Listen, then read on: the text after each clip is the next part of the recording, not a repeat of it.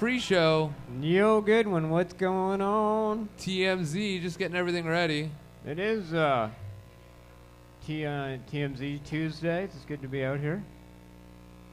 Just getting warmed up for mic check. There we go. I think we got the mic. We got Radical Russ on the show tonight from Oregon, where it's going to be like legal for weed. That's his normal smile. I wonder what his legal weed smile looks like. I see you made the front page of the Oregon newspaper. I am, because we did bud swap. 420 bud swap. Just in case people don't know, at 8:20 tonight, this is the only place currently where stoners are trading marijuana with each other. What the hell's going on? How big is that fucking joint over there, man? It's a big one, apparently. A lot of pain going on today because of the rain, right? People got a lot of pain today because of the rain, so we're smoking weed. 8:20, stoners trading weed with each other. The idea was co-opted by the legislation in Oregon. Believe it or not, yeah. So Oregon, as of tomorrow morning, or tonight at midnight, Oregon time, weed is legal. Anyone 21 years and older with valid ID can grow them if you got them and smoke them if you got them. Oh, yeah, man. This is huge, folks, huge. What are the limits again? I was hearing like 1 ounce and 8 ounces, which is like a half pound. The limits are pretty simple. 1 ounce in public, which means like, hey, I'm wandering around with an ounce in public, which means, I guess, it's like strapped to your shoulder or whatever, you got like, you're packing your ounce. You're allowed to just wander around like publicly, I guess, with an ounce. 8 ounces in your house. You're allowed 4 plants. And 4 plants. So tonight at midnight, Oregon Normal is giving away marijuana. We don't know how much.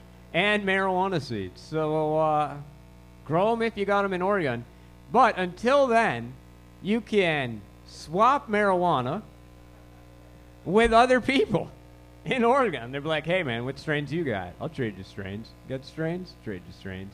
So you could go to a park tomorrow, Wednesday afternoon in Oregon, and just, oh, Erin, we need a volcano canister.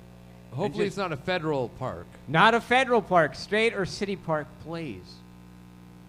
And then bring a chessboard like we do at 8:20 and start swapping weed.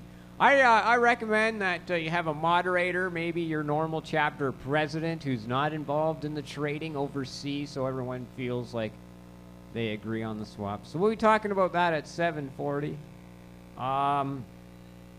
Geez, you checked my Twitter, Goodwin. And Christian Wong Tam has favorited yet another one of my great tweets.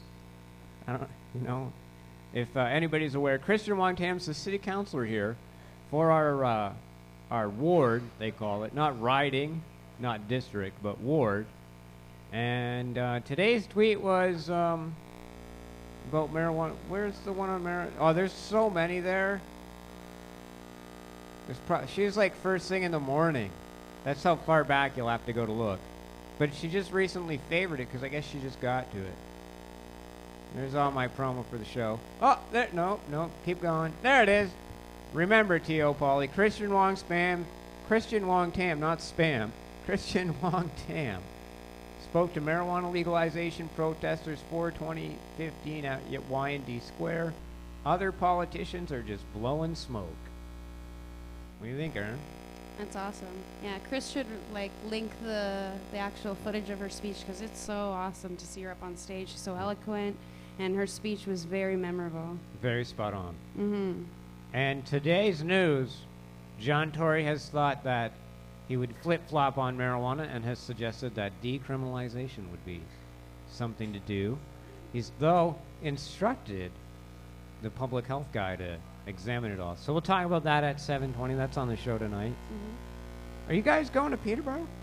There he is. Look, he's like, it's this big. That's how big the joints are at 420. They're this big. This big. I don't know. They're this big. Like, it even looks like. Look at the face on it. It looks like, yeah, look. Look at his look. He's like this big, guys. They smoke them this big on 420.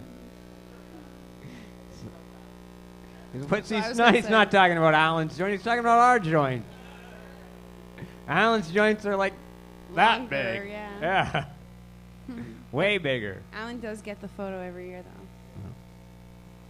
So there he is. Yeah, we got Don Troy at the hour talking. So we'll talk about that at 7:20. Let's see. Oh, I was going to ask, are you guys going up to Peterborough, Erin? Chris was talking about it. Yeah. You never know what he plans last minute. Yeah, it's... Oshawa's more realistic to go on our day off on Saturday. Well, yeah, so either one. Peterborough Cannabis Day. Peterborough's like 2.5 hours from us. Yeah. So it is a bit of a trek. But, as always, we support them. They do amazing work in the sticks of Ontario. And, yeah, Peterborough Cannabis Day tomorrow. Yeah, it's cool that there's more and more events every year and more of this, like, outside of the Toronto's neighboring communities are doing them. We think that, but, like, Peterborough, I think this is the 6th annual. Yeah, they've been doing it for a while now. I don't know. It's crazy. So that's good on them. Oshawa, too. Oshawa Cannabis Day, though, is realistically is Saturday, guys. Get on the Oshawa Go. Yeah. And smoke it out if you got a medical card, I guess. I guess you could do that. Yeah, it's really important to for people to show up to those smaller, like, protests that are in the beginning stages of growing because the numbers are really important. Especially Oshawa.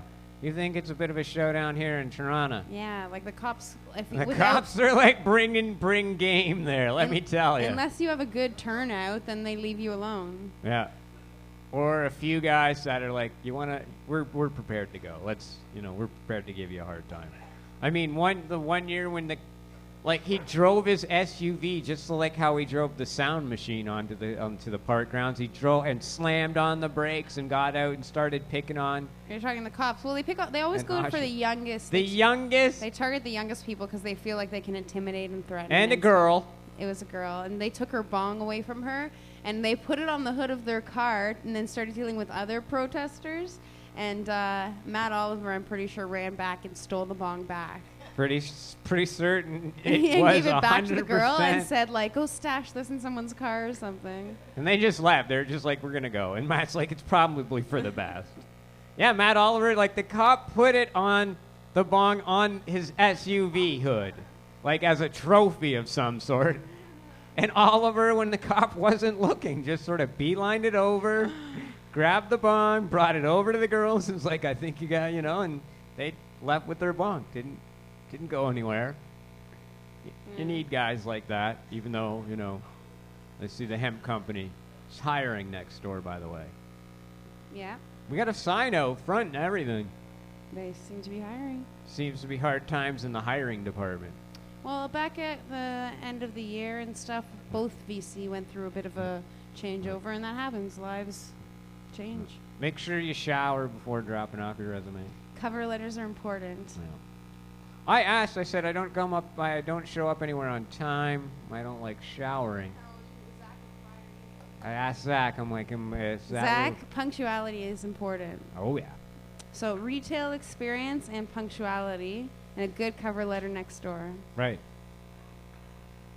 So, yeah, they're hiring. The big head shop next door. When I first started working here, I first applied to THC. And then Corey sent me over here and said, you should, looked at my resume and was like, it was all, waitress service experience. And then that's different environments between here and there. Right. That, and your first week of working at THC, we try and make you puke running up and down the stairs for 8 hours. It's true. Little known THC fact. Well, I worked at Kindred Cafe for a while, and it's, working on 2 floors and, having your job where you have to go up and down constantly, it's not the greatest. I had to grow on the 2nd floor in the water. People complain just walking up the stairs here. They get to the top of the stairs, they're like, oh, can't you freaking lower this? No. And I had to grow once on the 2nd floor and the water supply on the 1st. Here's somebody growing out there. Carrying. We hauled the water up for almost a year, bro. Almost hauled water up the flights every day to fill a res. Gallons at a time. Let me tell you. Man. Not the thing you want to be doing. Yeah, like the audience member just yelled out, "Why didn't you run a hose?" One of those things. You could run a hose through a whole space. To save you that aggravation, maybe like hook it on the wall. Well, I had a quicker, easier solution after before the year was out, moving it closer to the water source. And that worked out. Yep. And for the climate too, because the higher up it got too warm. You got images of that. You were there. How come I can't remember?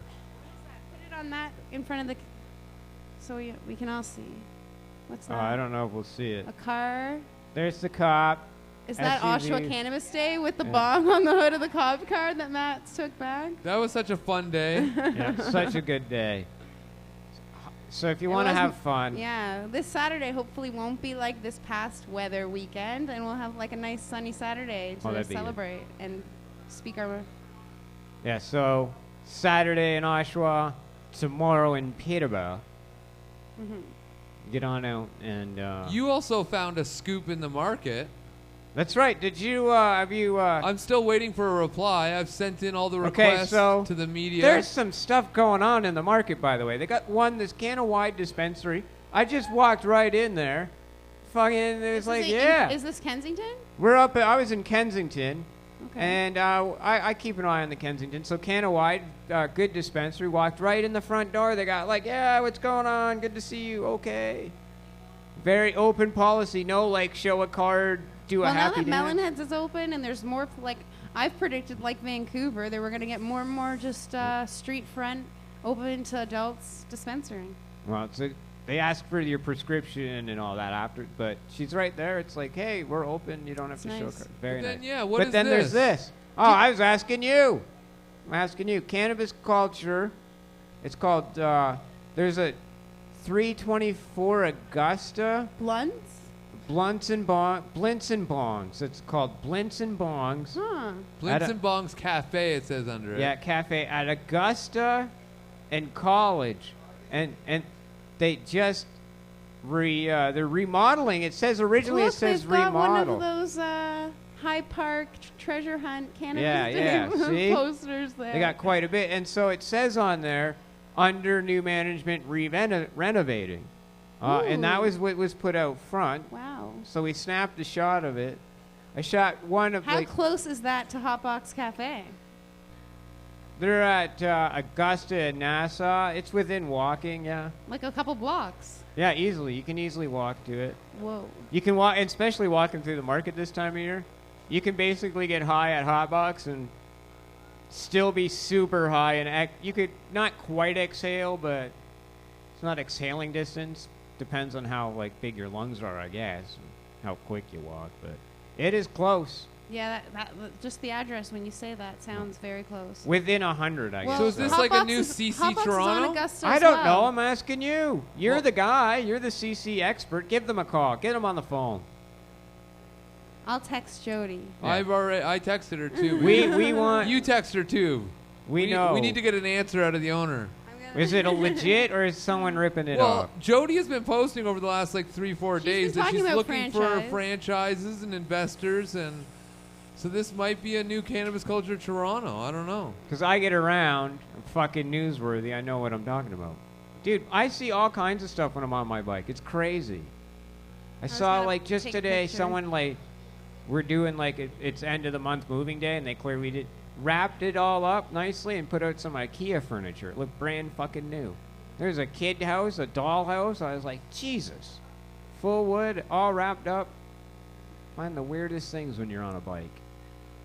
That's why I think some guys ride bikes. They just see stuff. What's the lounge called? That new one? Blints and Bongs? Blints? Bongs and... Yeah, Blints and Bongs. Right, Goodwin? Blints? Blints and Bongs. Lots of stuff right now going on in the market. Oh. Yeah, there you go. So, yeah, I tried to get a good shot of what the logo looked like along with the bill, but that's what it looks like. I tried to look in, but... I was trying to take a photo of that, Chris. 300 and something, so 324. I sent it to you already on Facebook. Yeah. So, we scooped it. Both photos. We got it. if they don't confirm anything, then we can say anything we want about it. Looks like a new weed place in Kensington.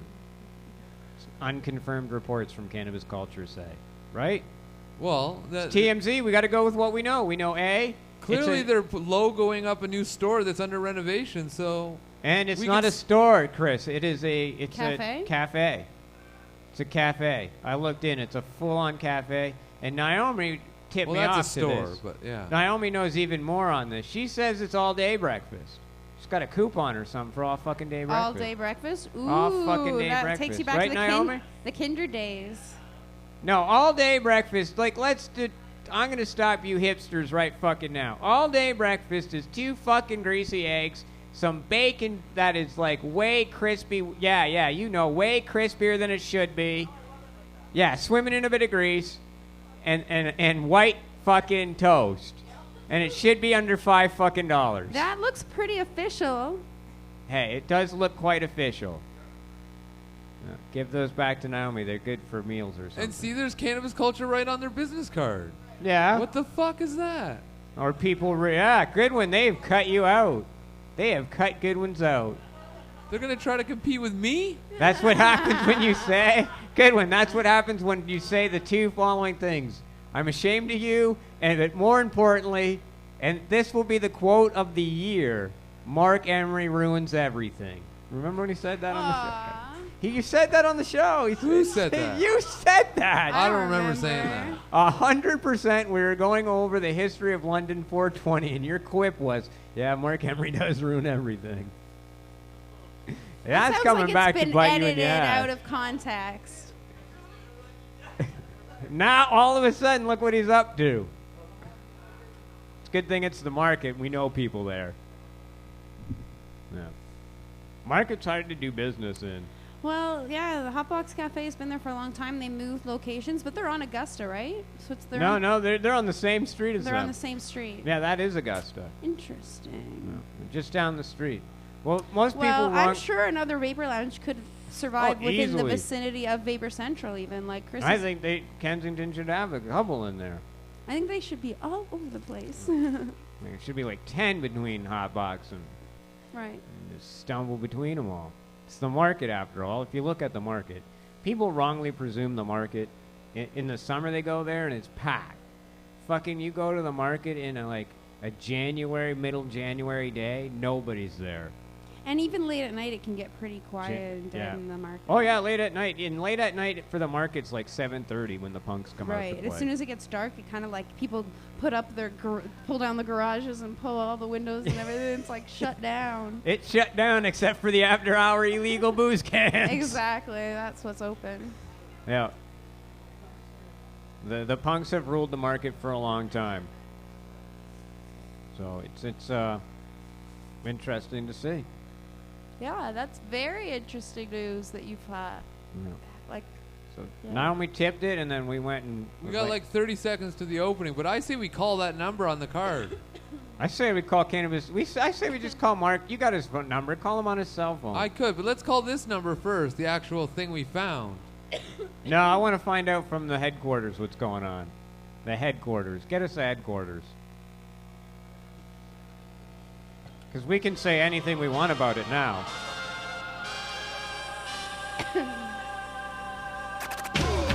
The time now is 4:20 in Vancouver, and that means it's time for the Mernahuana Zone. This week on the show, we have the Cup King Seeds 420 Bud Swap, and at 9:20 we have the Bud Buddy. Yeah, at 9:20 we have the Bud Buddy. The Bud Buddy.biz.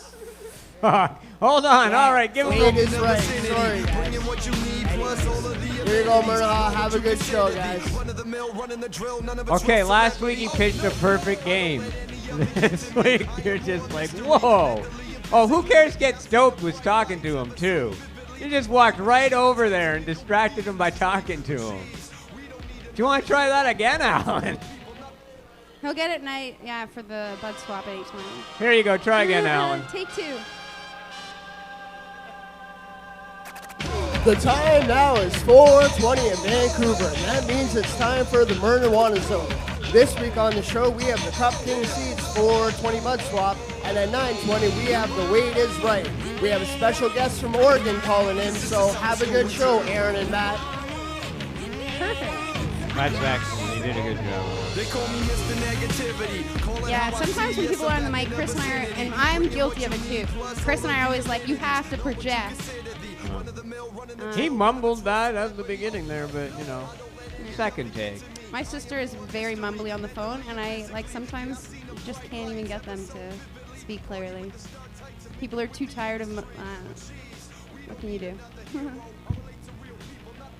What are you going to do? I'm going to tweet the Emery right now with the photo, and it says, "Yo, Jody Emery, we talking about this now I'm on sure. TMZ." Well, Mark and Jody were just here for Idea City a little while back. They were very coy. Yeah, very coy. They met with a few people too. Yeah, they were meeting with different people and stuff, and I think they were like talking about visiting Toronto more often. So maybe it was in the works before. Well, there you go. We can say anything we want about it now. It's out. It's I know, done. that's what I like. It's out now. They've got business cards, Done. and that's pretty official. It's out. It's official. Well, like Mark Cloakley, the weed guy. Weed guy's been trying There's to get all kinds of people that are like looking at branching out from Vancouver to But Toronto. it's not branching out if you just sell them the logo, which is Mark's favorite thing of doing. That's how we're on Pot TV, right, Goodwin? Well, it's What? still branching out if you get new people to work for you and start a new enterprise. That's right. But Mark, they're just, bought the logo off them. Well, they must. You don't know the contract. That's and why I what- asked. Like, Yeah. Did they buy the logo, or is it what's going on? How involved are they, and how much control? No. Chris bought the Pot TV logo. I wonder if the CC memberships that they've recently been selling at the lounges there will be valid at this Toronto location. They are. I hear that. It's 100%. Yeah. 100%. Again, without the confirm or deny. Because that would be amazing if you could have like a Good Life type club card. It's like the Playboy Club, respected everywhere. Alan's slapping it. So we got Russ Belville. He'll be up. But let's kick off the show with our very own John Tory now being in favor of the decrim. So I was really happy to read the article in the Star. The guy has flip-flopped on the position of marijuana more times than... How's your mic? That's a new stand. Well, it's even hard to determine if it's a new stance or an old stance for him sometimes. And it's his biggest fear has always been like, hey, I might flip-flop on some. Because originally when he was leader of the Conservative Party of Ontario, staunchly opposed.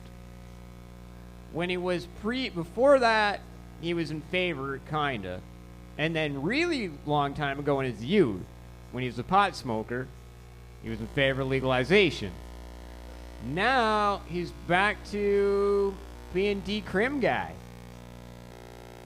I'm John Tory. I don't know. You see it a lot with like the older generation that I guess they were more accepting of it in their youth, and then as they had children and the pressures of it all.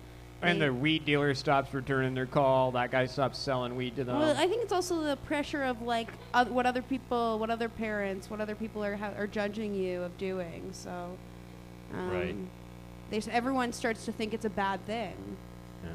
So here's the story from the Star. Toronto Mayor John Tory on Monday reiterated his support for cannabis decriminalization as a positive step forward for Canada, though there are no immediate plans to follow Vancouver's lead to regulate how pot is sold. It should be med pot, but, what are you going to do? Meanwhile, Toronto's Medical Officer of Health will conduct a comprehensive review of cannabis policies and report back to the city's Board of Health early next year. There is a growing consensus that the current criminalization approach to cannabis is not working, Councillor Joe Cressy wrote to the board on behalf of the Toronto Drug Strategy Implementation Panel, which asked for a report. So, Dr. David McCowan told the Board of Health he will study the public health oh, fuck, I got Allen disease. I got public health implications of there's implications of legalization.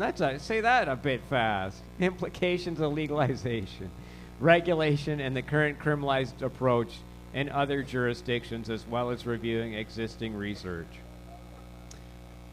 Well, John Tory's been pretty level-headed throughout his term so far. I've been impressed with a lot of the things he's put forward, and Yeah. As a mayor, I think he's doing a pretty good job.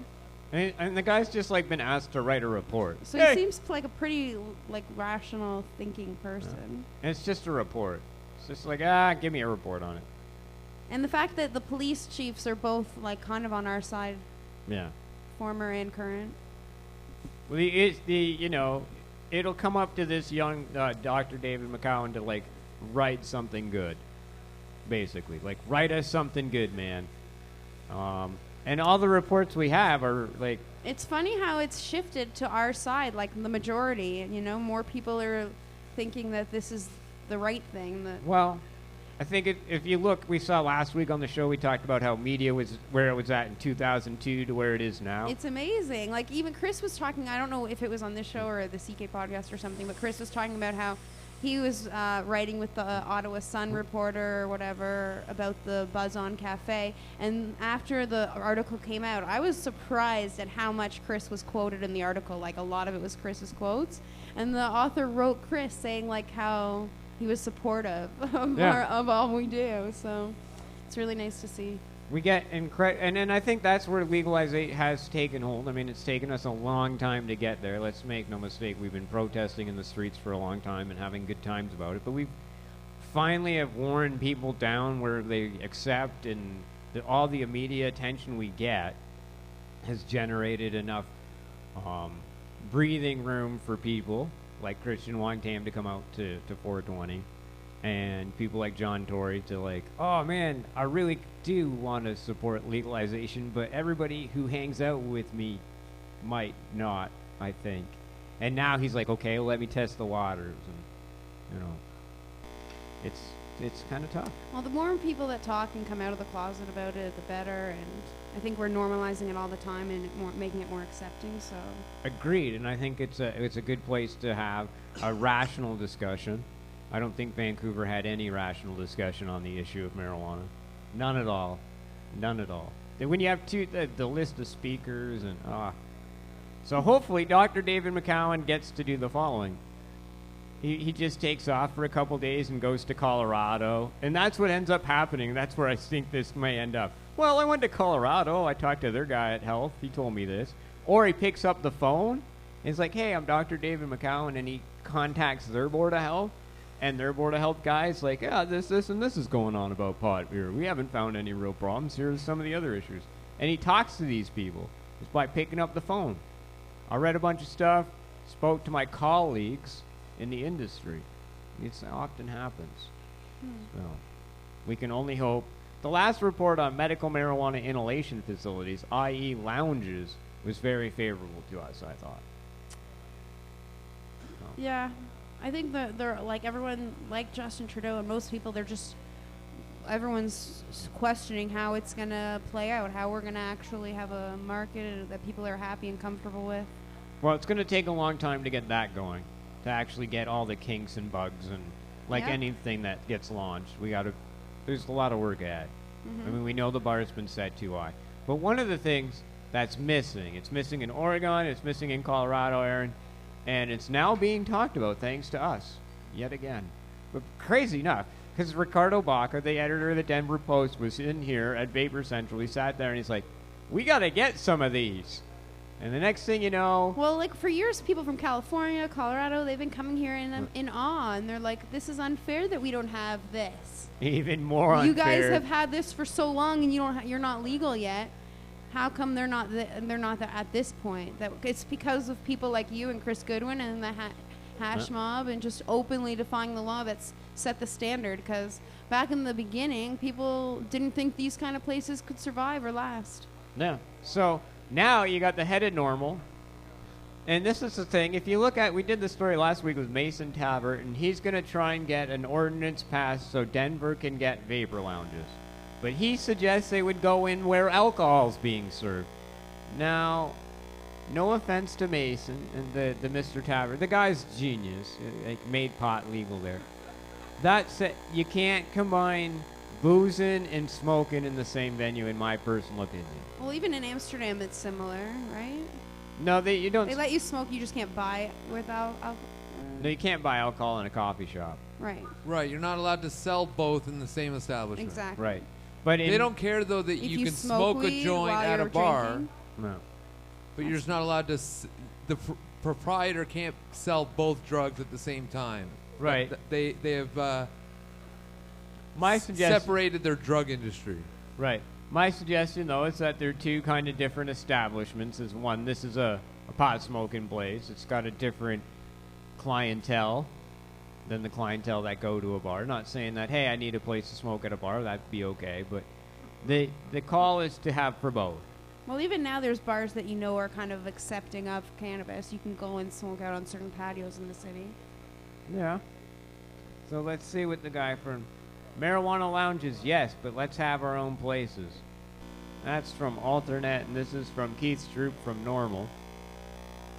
He says it's important that we move forward of the legalization of lounges and social clubs that permit marijuana smokers to gather and enjoy their favorite strains. Marijuana is a social activity, and most smokers would like the option of dropping by a local marijuana friendly to relax with friends and like-minded colleagues. That's pretty clear. Yeah. As we move forward, yeah, it's pretty clear, Keith. Pretty clear to us right now. And it's unfortunate it's pretty clear because you people aren't smoking enough pot out there, and I can see the back bar. I mean, no one's going to work tomorrow. Like, I've talked to lots of people. I've worked here since 2009, the beginning. 2009, so that's like 6 years. And I've talked to lots of people, and I've talked to older potheads who have been like hiding their use for years and years, and they're like, it's so amazing to come and just be able to socialize because lots of people don't drink, don't want to go out to bars, and they've just been hiding in their basement and stuff for years and years. So. No. Also, I find when cannabis people socialize, it's we cutting down barriers, generational barriers. We'll go back to the Naomi reference. She's 66 and she's hanging out with people in her 20s. Not often the case that people are hanging out with. Like, cannabis is known as a very sharing culture, so. I agree. We talk about, people don't share pints of beer or drinks at the bar, and like you have your own bottle of beer. Right. And cigarette. But it's accustomed to pass a joint around and stuff. So the concern, I guess, from Normal Keith's group is about the specific proposal from Tavert, which is to legalize marijuana lounges, that it would allow marijuana smoking in venues that are also licensed to sell alcohol. Normal would urge a model that allows for the licensing of marijuana-friendly lounges. And that's what the issue is. I didn't read it. I'm not following every nuance in Denver, obviously. I'm just trying to keep an eye on the experts, what they say. Okay. I didn't think that it was not going to separate and allow, like, hey, I just want to open a weed place where people can smoke weed. Even a lot of the comments are like that. Sounds stupid to me as the first one. You have your, choose your group of friends by which by which intoxicant. Right. And the other person says, I understand and agree most of what you're saying, but at the same time, I also agree with Mr. Stroop. So, like, I don't know. Well, people ask us that question. How come you don't have alcohol here all the time? Like, there's lots of people here who would like to be able to order a drink. Sometimes groups of friends come in with the one stoner of the group, and most people are just like amateurs that would prefer to have a drink sometimes. So, I don't disagree. Our answer to them, though, is that there's thousands of bars in the city you can go to. You can go have a nice dinner and chat, whatever you want to do elsewhere. But there's only like the half dozen to a dozen lounges, and the two don't always mix well. So they don't, especially in the bathroom. Right. Bathroom gets messy, and just like people can get sick without realizing it. A lot of the times, like vaping in here or just being in this like hot box of a room, we have pretty good ventilation, but still, if you're not used to smoking weed all the time, like people can get overwhelmed by it. So right. Yeah. So and I'm not saying if you're out in a bar where people are smoking cigarettes, you should be allowed to spark up a joint in Denver, for sure, 100%. But you also should be allowed to open just a marijuana lounge. Yes. So hopefully, we're gonna have to get to the bottom. Maybe we should. Well, like the fact that they haven't, it's a bit weak because we are doing it here. So why don't they just do it? All right, let's call. Well, they do it, and they get shut down. That's what's been going on. They get shut down. Really? Yeah. So 4 minutes till Russ Bellville. Yeah. That's the story. That's it. So they do try and open them, and they do shut them down. And that may be a bit different in Alaska, where the privacy laws are a bit different. But because it says private, it has been determined that it has to be a dwelling. Hence the reason they have bed and breakfasts, which is a dwelling away. Well, like we're a private members lounge, but like we don't block the cops from coming in here. We like see, that's what a private dwelling, you would be able to block the cops at a bed and breakfast and just be like, no. Yeah, some people, like, it gets tough with the law because some people that don't know and try to take their own. I don't know. Let's book Mason on the show. The guy, I'm sure we can get him on, and we'll ask him about his legislation. We'll try and find out more about it. We'll invite him to the lounge so he can see what it's about. So maybe he just didn't think, or they just. I don't know. Because it seems strange. I agree with Keith Stroop that there has to be marijuana venues to smoke just marijuana. And it has to be allowed in Denver. Has to be. All of Colorado should allow it. But I also agree with Mason that if I'm in a bar and I want to smoke a joint outside with the cigarette smokers, I should be allowed to too. It's that weird combination, though, where it's like, hey, I'm going to sit down with a pint and a joint? Oh, I don't know. Well, you kind of are, but I just worry about bathrooms. The grunk. They call it the grunk. The kids call it, like, I believe it's called getting the grunk on, right, Erin? Is that the word I'm looking for? Is that the word? Yeah, the grunk? I'm 42, man. Well, like, even when you're drink and smoke at the same time, getting your grunk on. All right. Even when you're serving alcohol, like, you have to have your smart serve. Yep.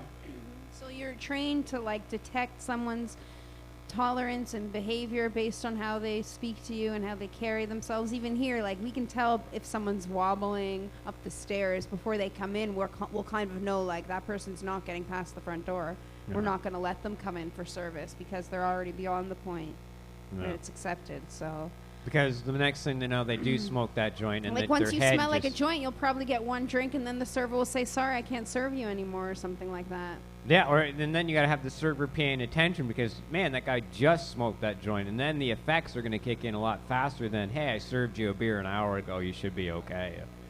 You know, so questions to be asked. Yeah, it gets because like we have green notes here and stuff, but it get in green notes here we know how to handle. Cal Post like a while ago smoked a joint and was having drinks at the bar, and then he blacked out and hit the bar. He might a bit embarrassed, but he like knocked his teeth out and had to have dental work done. So it can't. Yeah. That hurts. Yeah, so you gotta be careful. You gotta be careful when you mix your two drugs, to say the least. And I just want to see Colorado get weed lounges, places they can go to watch the game, or like we did on the weekend and watch Pride. It's like they should. I can't. It's like unbelievable they don't have it already. Yeah, it's mind-boggling they don't. But because I think they should be all over the place, like any. I think they should be 10 in the market, like just like we saw. I think they should be just down the street from each other. Well, we see them in Aurelia. We've seen them like they're Kingston, everywhere. Yeah. Ontario's got more lounges than anywhere. Out on the East Coast, they're popping up all over the place. So. Everywhere east of Ontario. It's a bit sad that for Colorado, who's so ahead in other ways, that they just can't get with it. But that's when it comes to legalization, it's not perfect yet out of the gate. Right. Out of the box, it's not perfect. They still have to fight for just more. like something when you install it on your computer out of the box. So I got Russ on the line, just setting up the shot, and here it is. There he is. Hey, Russ, how are you? Hey, we're fantastic. How are you guys? I would be fantastic. You're like 5 hours away, I guess, from legalization in your state. The countdown now is at 7 hours and 19 minutes. 7 hours, 19 minutes.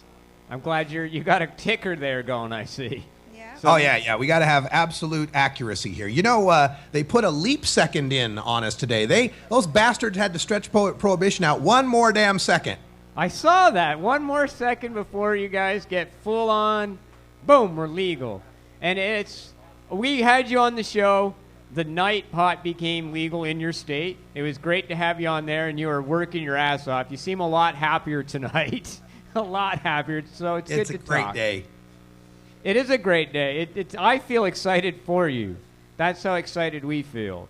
There was some cheers in the lounge for you. Let's hear it. How many people want to hear it for Oregon? Give it up for Oregon's legalization one more time, all right? Yeah, congratulations, Oregon. Thank you, my Canadian friends.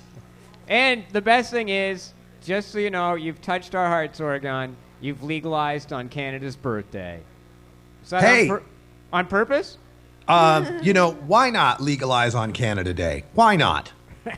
It's called Cannabis Day up here. Yeah, Cannabis. That's the way it works. I love it. Yeah, we're excited. Our legalization happens July 1st, but we don't have anywhere to buy it yet. There's a bill they're going to pass. It looks like it's going to pass. It'll let us shop in the dispensaries on October 1st. So we're going to have to go 3 months trying to, make do with, I don't know, the weed fairy, Immaculate Conception. I don't know how this works.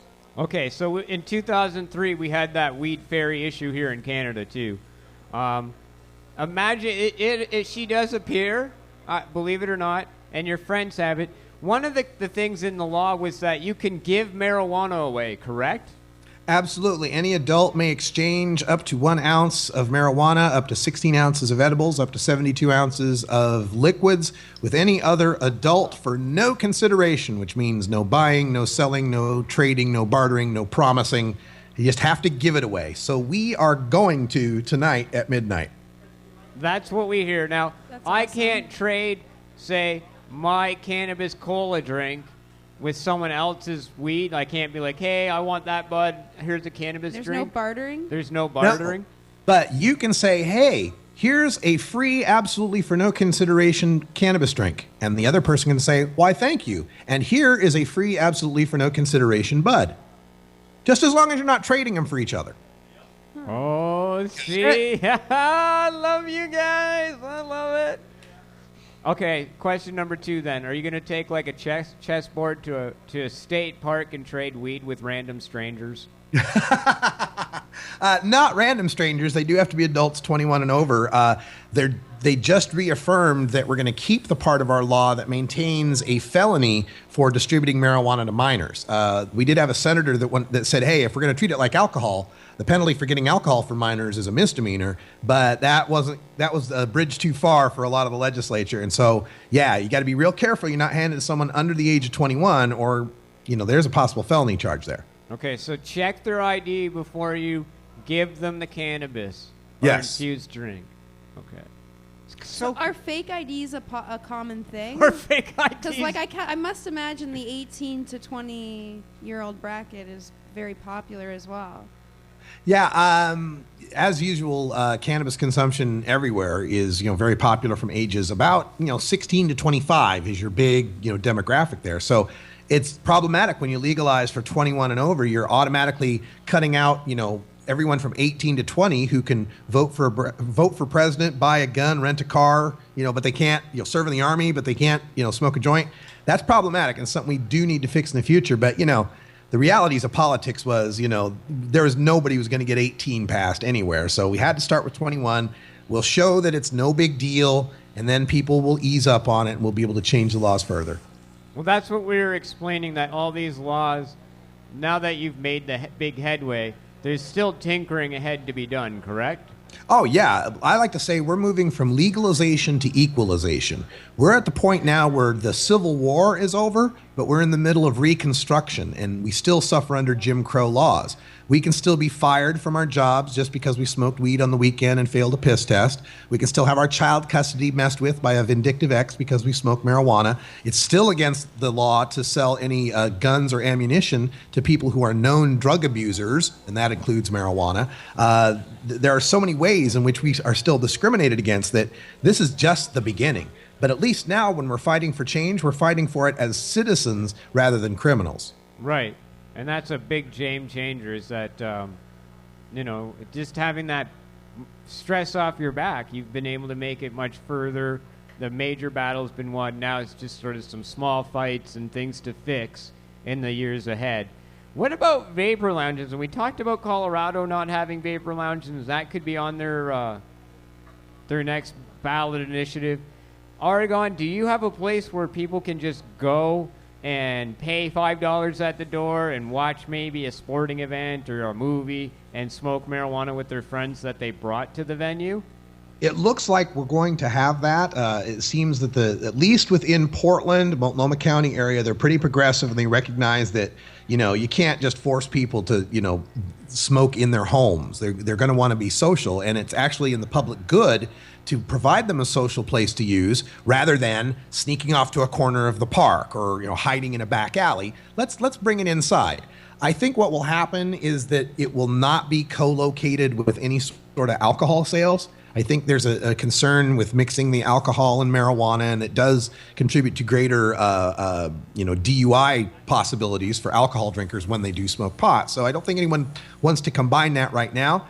But I do think what's moving forward here in Oregon is they're going to recognize the right of places without liquor licenses to be able to have a designated area, particularly if they've already got that for tobacco, to be able to allow cannabis use in those areas at the discretion of the owner, of course.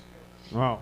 That's awesome. That would be awesome, because I can definitely see Portlandia having like a large vapor lounge scene of kookiness. Can you see that? Oh yeah, I'm really excited for the possibilities with Oregon, just because we have such. Hello, you're there. Having some connection problems? No, we got you. Sometimes, the video might have gotten weak, but we can hear you still. We can hear you. All right, let me see if I can help that out a little. Can you imagine Portlandia with all those vapor lounges? They're already such a kooky little place.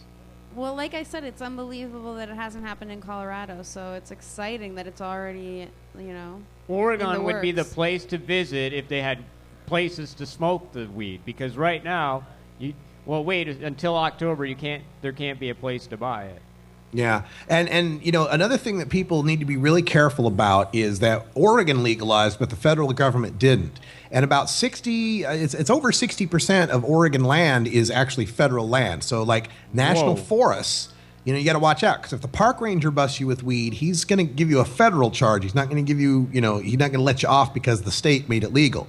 Also, our national park, we have one national park in Oregon. It's the Crater Lake area, which is freaking beautiful. You can't bring your weed there. That's federal parkland. Same deal. You're facing a felony or a misdemeanor for having weed on you. And also consider the tribal casinos. Tribal land, unless the tribes have decided to allow that, is generally anti-cannabis as well. And they have cameras everywhere, especially the parking lots, people. So keep your cannabis out of the casinos, out of the national parks, out of the national forests. Wow. Yikes. It's good to have those lists. I mean, people don't know before they embark on some of these things. They just see a headline, Oregon, legal marijuana. And they don't read anything else, and they're there. Yeah, you get yourself in trouble. And public consumption is still a ticket. You can still get a Class B violation ticket. It's not a criminal record, but it's like a $150 fine. It can be a pain in the ass. So remember, public consumption is still illegal. That said, man, the Oregon coast is this beautiful expanse, man, that a sunset's just calling for a fire and a joint. Oh, sounds tasty and delicious out there. And they have some great cannabis. They've always had a history of fine cannabis, and the Northern Lights type stuff has always come out of Oregon. So it's an interesting community.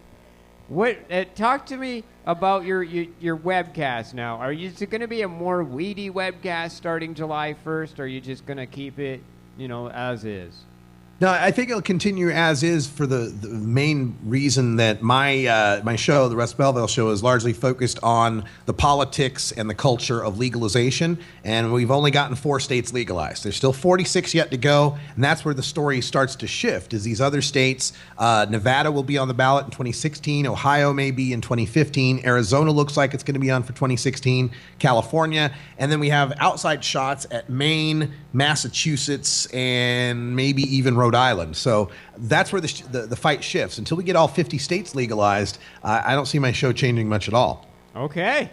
Well, we just checking. Well, I'll keep doing the vaporized smoking for you then. and all the other. And your stats and information on U.S. politics has been exceedingly spot on, and you are correct.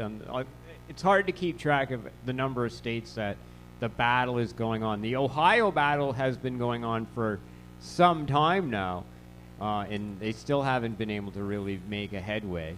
What do you think? When's the levee going to break? Do you think, because I would imagine Nevada is going to be a big tourist draw. California has always had the numbers behind it for medical marijuana, but just can't seem to get the ballot initiative going for some reason. People will boycott it. When do you get the tipping point where your federal government intervenes and says enough is enough? Well, I think California in 2016, it pretty much is the death knell for marijuana prohibition in the United States. From that point on, it's just a matter of how long does it take for the rest of the states. California's economy, California's politics are so they're so important to the rest of the country.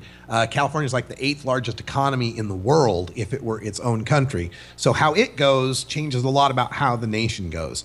There'll still be some holdouts. I'm looking at a map here that we have of the United States. We've got medical laws, we got decrim laws, we've now got those CBD laws, just CBD only oil for the kids with seizures and such. When you look at that map, there's only 11 states left where there's nothing, where there's no reform whatsoever. And so those 11 states might be holdouts for a while, but keep in mind when alcohol prohibition ended in America in 1933, Mississippi remained a dry state until like the 60s. So it may take some time for all 50 states, but once California goes, they all will go eventually. Okay, for those 11 states, can we just not go civil war on their ass and drag them into line or something?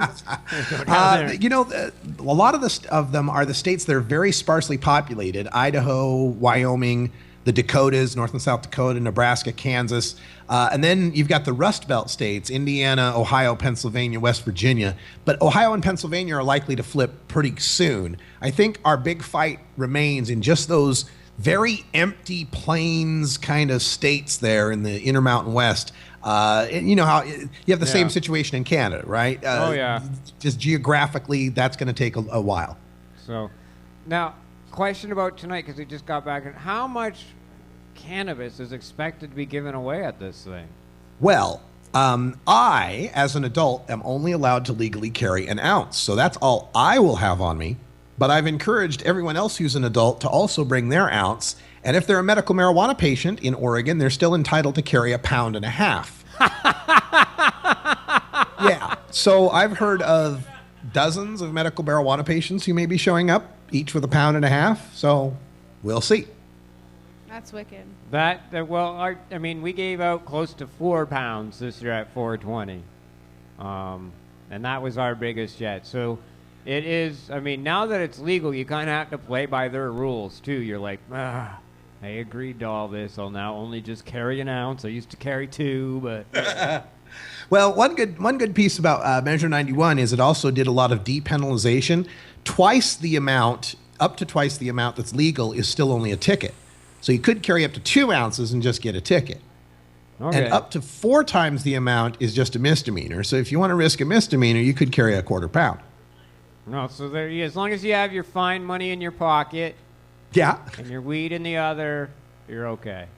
I guess so. Take no chances tonight. Just bring an ounce. Now, can that ounce be broken into 28 little buds, like baggies? Yeah, because as long as you're just free, how much it's broken up to does not matter, because you're allowed to possess that much. So it doesn't matter how you've packaged it. Just so long as you're giving it freely with no consideration to other people, that should be fine. That's amazing. Mine has been broken up into 45 zigzag length joints. That's awesome. Nice. So it's a big marijuana giveaway tonight. So are you gonna encourage everyone to spark up at the same time so there's a big cloud? Oh my goodness, I would never encourage anyone to break the law. Oh, right, because you can't smoke it in public. Public consumption is against the law, and if one were to publicly consume, it might cost them a ticket for which they'd have to contact Portland Normal and see if our lawyer would help pay the price of that. Yeah. Again, but I would never encourage anyone to break the law. Goodness, no. Fine money in one hand, lit joint in the other. you go. I got my fine money right here. And my joint right here.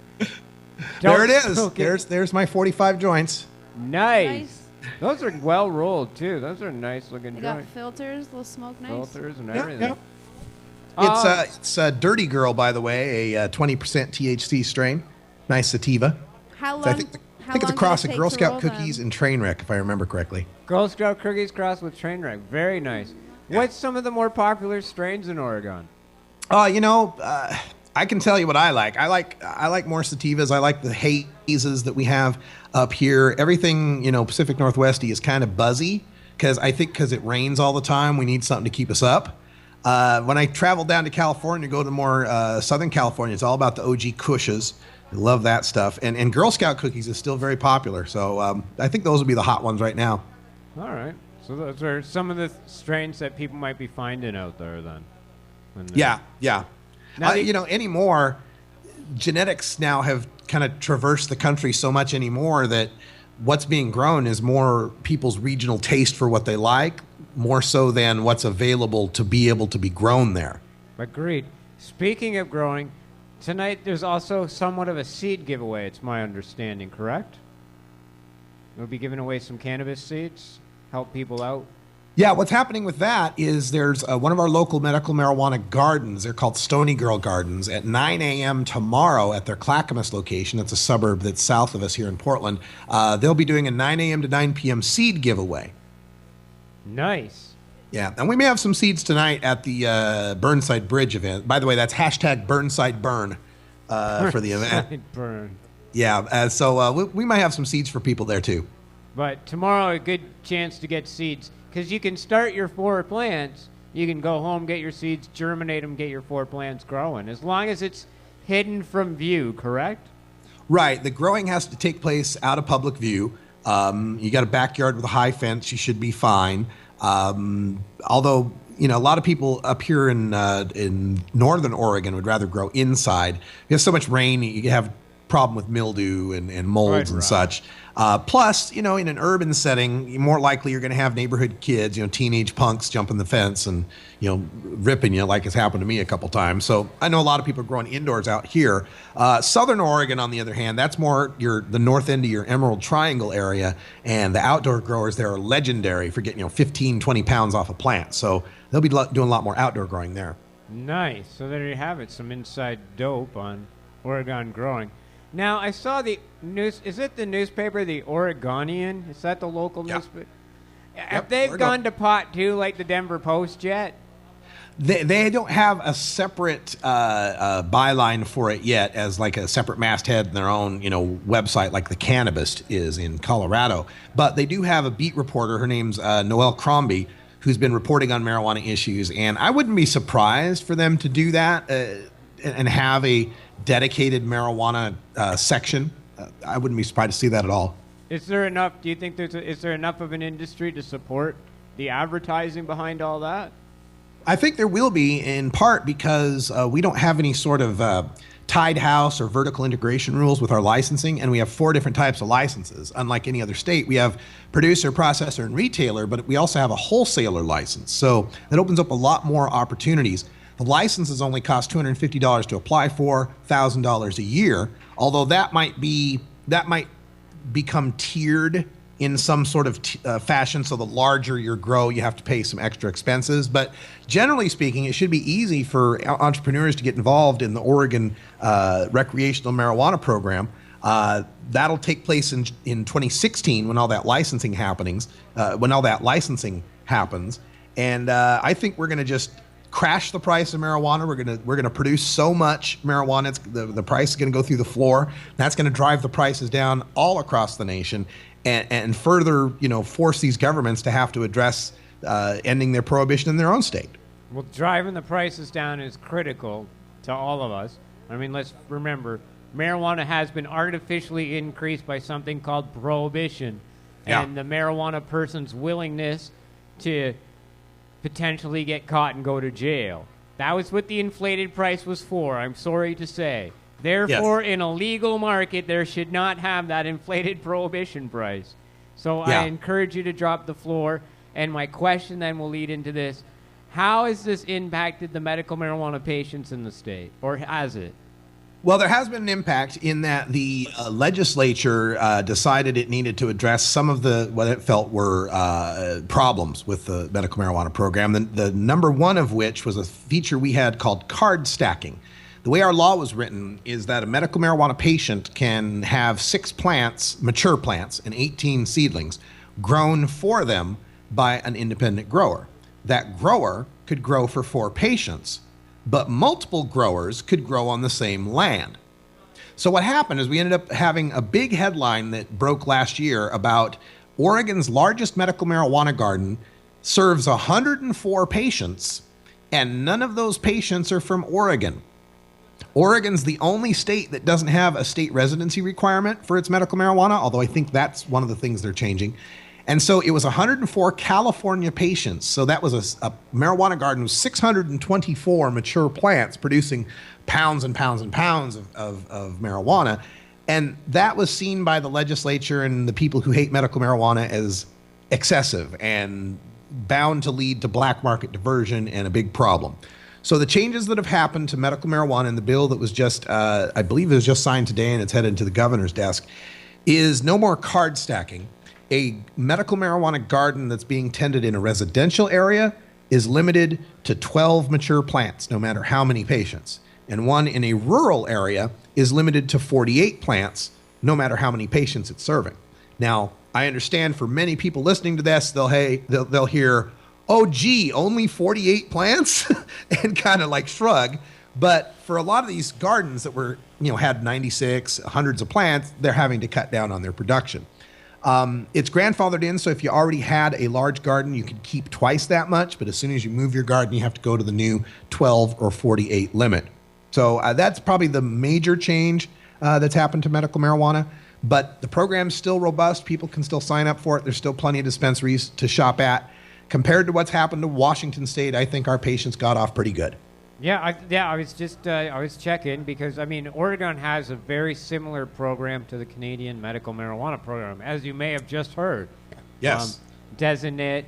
You had to register with the government. The state, yeah. $200 to get that card, by the way, here in Oregon. Register with the state. The state kept statistics of their program, which allowed us, in my court case, to compare Oregon because they were state statistics with the Canadian government statistics, and the Oregon numbers for the number of people accessing their program was very impressive, I gotta say.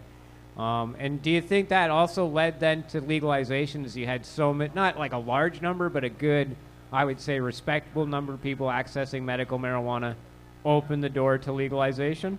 Absolutely. I think, what it did is it managed to poke holes in all the boogeyman scare stories about what would happen if you legalized marijuana. I think, once there was an awareness that there was some 70,000 medical marijuana patients and people started to know some of these people who were medical marijuana patients and recognize that they weren't demons or monsters or addicts or kooks or anything like that, but they were just good, hardworking people that found that a flower helps them better than a pill, then that kind of demystified it. It's similar to the first pioneers in the gay rights movement who came out of the closet and forced people to recognize, hey, they're just people, everybody's people, and they're cool, there's nothing wrong with it. And so, yeah, medical marijuana definitely helped lead us to getting to the place where we could legalize marijuana. And when they said, it was a slippery slope, it was a camel's nose under the tent, well, yes, absolutely it was, because it showed people you had nothing to fear from adults using cannabis. Well, if we bring this issue, I'm a medical marijuana patient, and when I smoke with my friends who are not, the marijuana does not change when I hand it to Erin. The marijuana in the bag, it does not, there's no transformation between the marijuana I am inhaling and she's inhaling. Now, it may affect us differently.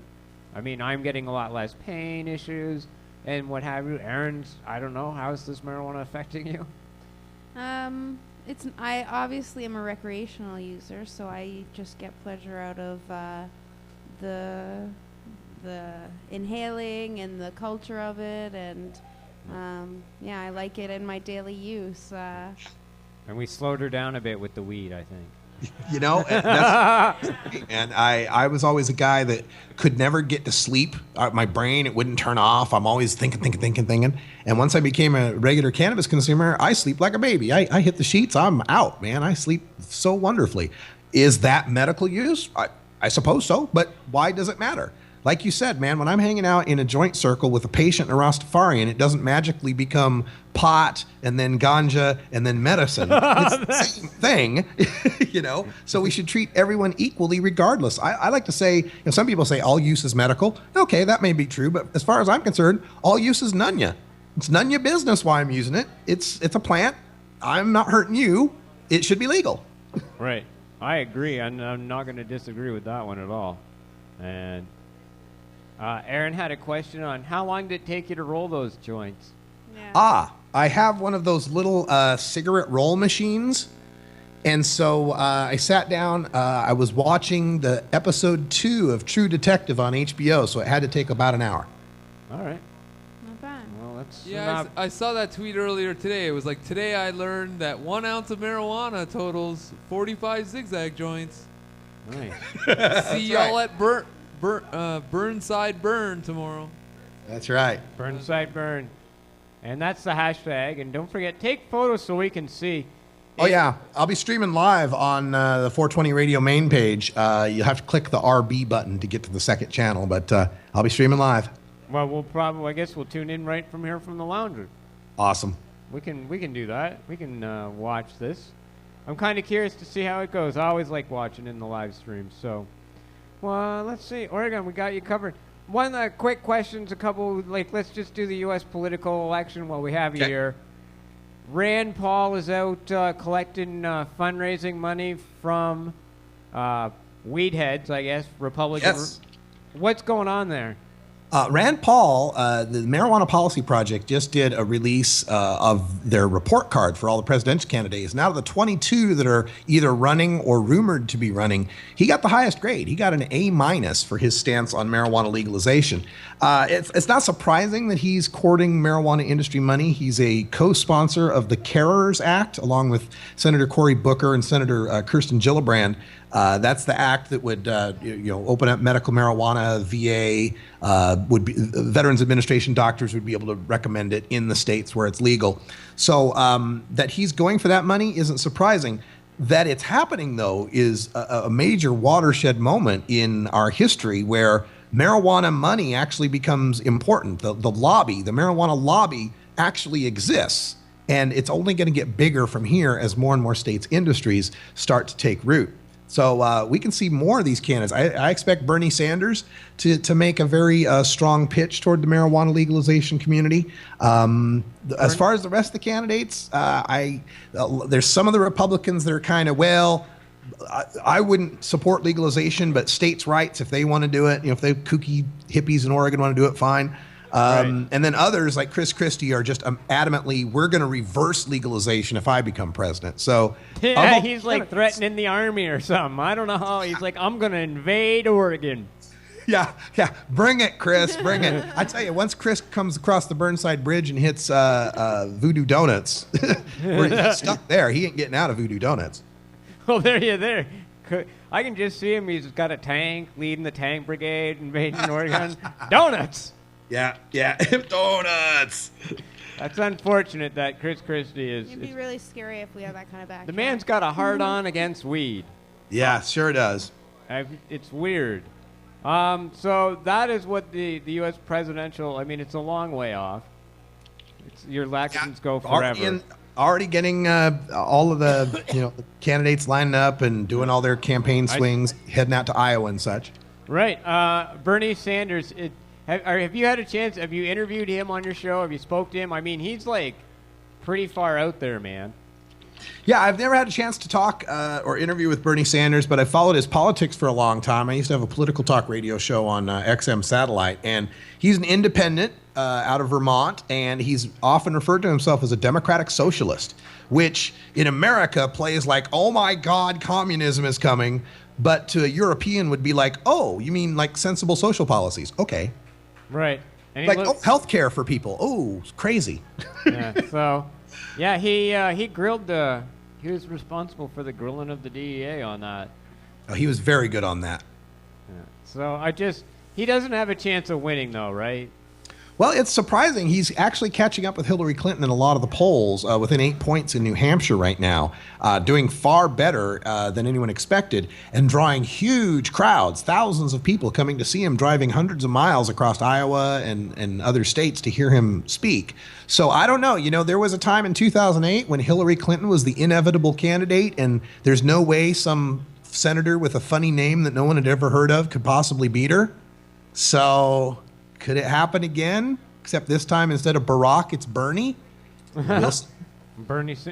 I didn't think Montclair was going to top for prime minister in Canada, an NDP government, and I saw that those articles this week saying that Bernie Sanders is coming close to Hillary. And I didn't see those articles. I still thought he was just kind of like a kook guy. That was like last week. This week, he's definitely gaining, and part of it is that Sanders has a very populist appeal. He talks about breaking up the big banks. Well, Hillary's cozy with the big banks. Right. He talks about opposing Middle East interference and wars. Hillary voted for the Iraq War. He talks about ending, the money in politics. Hillary's talking about raising $2.5 billion for a campaign. I mean, for a lot of people on the progressive left side of the Democratic Party, Bernie Sanders is singing the right tune. Right, and he's probably far enough that some people that like the Rand Paul guy can kind of, I was wondering if he was like Kucinich and that ilk. Yeah, well, Dennis Kucinich had a lot of similar policy provisions as Bernie Sanders might have had. I think Bernie has an advantage of being a little more high profile, having done some appearances on Real Time with Bill Maher and having been on a couple of other shows like The Daily Show and so forth. So I think the attempt to try to caricature him as being some sort of kook evaporates once you see him talk and you hear his conviction and passion for these things. We'll see. The media can do a great job painting people one way or the other. We'll see if he can overcome it. All right, so we'll put some money on this Bernie Sanders guy to beat Clinton, because now let's give it a shot. Now it's the long shot. We'll probably get some long shot odds and maybe make some good money. We talked to our guy. Let's put some money on this. Yeah, it's worth a long shot bet, sure. Why not? And then we can go to Oregon and smoke some legal marijuana. So you're going to have legal outlets in 2016. Let's end on that. Legal outlets in 2016. Okay, so the bill that just passed the Senate today would allow the existing medical marijuana dispensaries to sell to any adult starting on October 1st. Oh. So we may be just 3 months away from any adult being able to fly here to Oregon, walk into a medical marijuana dispensary, and be able to buy just flower. You'd only be able to buy a 1/4 ounce of flower, no edibles, no extracts, no tinctures. But that would be a start. They're anticipating the recreational-only shops will finally be licensed and ready to go in the summer of 2016. So we're 3 months away from being able to shop in medical dispensaries in a limited fashion. We're a year or more away from being able to shop in recreational shops and buy all the possible products. Well, and we're going to keep an eye out for Oregon Vapor Lounges, cannabis-only cannabis places, because that seems okay too. So Madeline Martinez of the world-famous Cannabis Cafe says that they're likely to be opening up here in early July as well. So that might be the first one you hear from. That's amazing. Well, we're going to let you go off and have a lot more fun tonight. All right. Thanks so much for letting us call you on the Mernahuana Zone here. It's the Russ Belville Show. Give your plug. All right. Russ Belville Show is weekday live marijuana legalization talk radio, airing at 3 p.m. Pacific time. Replay at 6 p.m. Pacific time on 420radio.org or the 420 Radio app. All right. Thanks a lot, Russ. All right. Thanks. We learned so much about Oregon. Yeah, he's awesome. He is good. He's like really good. Very, very. He's got like a green screen behind him and everything. Yeah, I've watched the show. Me too. It's a very good show. And follow him in social media. It's very impressive, all he does. He did a great 40 minutes there. Well, it's easy with him. It was easy. It was great. He was a fabulous winner. That's why I asked. I'm like, you going to try and slow yourself down with some weed? He has such a great radio voice. He does. But he's not smoking. Almost hypnotic. Yeah. I'm high listening to that. We're all stoned over here. Yeah, you sound good, man. I believe anything he says. I would too. He told us Bernie Sanders is going to be the next president. Maybe Prime Minister of Canada. Didn't he? Didn't he? No. I saw those numbers. Mulcair, next Prime Minister of Canada. Those were just in. That's what's happening. And it actually started like mid last week, but now he's been winning in 3 major polls in a row. I know. And that's kind of a big deal. It's a huge deal. Mulcair is on the roll. Hopefully he doesn't peak too soon. And Justin Trudeau seems to have the polling on C51 has switched. So many people were believing him and with him. Like, yeah, I'm with you. You're a new party. You're cool. Okay. All the deadwood's gone. We trust you. Oh. We don't trust you no more. You're still the old guy. Backroom network. Yeah. Well, a lot of people were kind of on the fence to begin with, and then Sorry. No. His vote, really made people, I guess, sure of what they thought to begin with. Right. So, I think it's quite promising. I mean, like, it's unfortunate. On the Mulcair front, he's down to, it's a personal choice. I'm not sure where the supply will come from. So that was his latest quote on marijuana. So I'm working, I've gotten this far. Only a little bit further to go on the supply. We got an answer. I like those 4 Oregon licenses. They just need to add a 5th now for like a venue license. Yeah, venue license and you're set. That's right. So they got these 5 like producer, cultivator, somebody who wholesaler and retailer. And beauty. Then now it would be like venue. That'd be genius. $250 to apply and $1,000 a year. Fucking, you'd have thousands, like hundreds in each category. I'd be a producer. I'd just grow the pot. We just grow the pot here. And then the beauty of it, if you just grew the weed, the wholesaler would come to you and boom, take it. Vancouver should have opened up those other 4. Is all they should have done. Right now, they handed out those 1 licenses to basically dispensaries. But they should have also sold producer ones, wholesaler ones. There's the weirdest thing about that bylaw. That is on the one hand, it has nothing to do with the product, but you're not allowed to sell cookies and you're not allowed to do it via the internet. What are you talking about, Vancouver?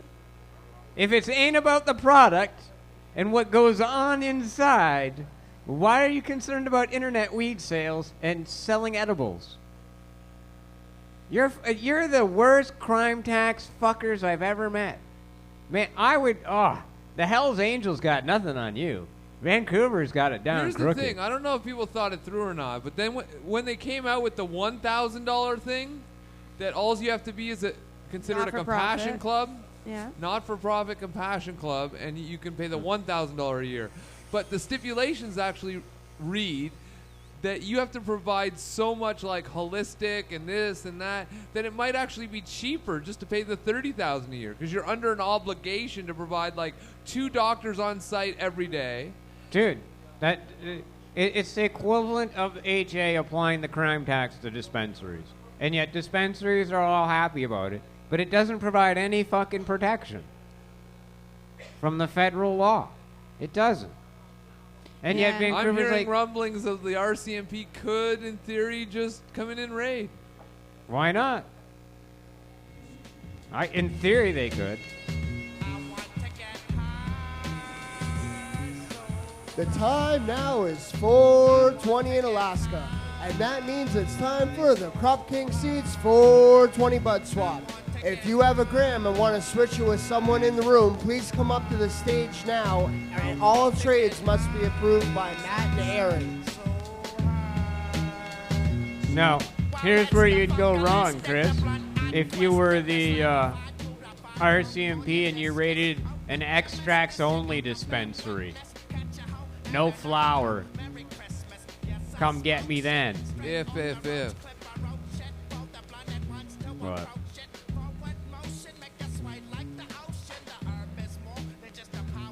Matt, there's no weed supply. Or no extract supply, sorry. Weed be legal. Yeah, this is our favorite time of the show. We trade you trade your marijuana for someone else's marijuana. And best trade of the night wins a prize from our friends CropKingSeeds.com. That's right, Crop King Seeds tonight is the supplier of the prize. Yeah, they're our sponsor, 420 Bud Swap, every week at 8:20. We do this on Tuesdays. It's the only time you're allowed to come up. We've got lots of regulars here that like to swap their weed, so you can get a different strain or variety. And so half the room probably knows, but the other half that doesn't, you can head up to the stage, and if you already noticed, there's like 5 or 6 different buds already on the board. And if you have weed that you want to trade with one of them, head up to the stage and put something on the board that they'll trade. There's no obligation. You can take it back if you don't like what you see or whatever, but head up to the stage now. okay. Hold on just a moment. So what we're going to put the buds on the board, and one at a time we're going to go over them.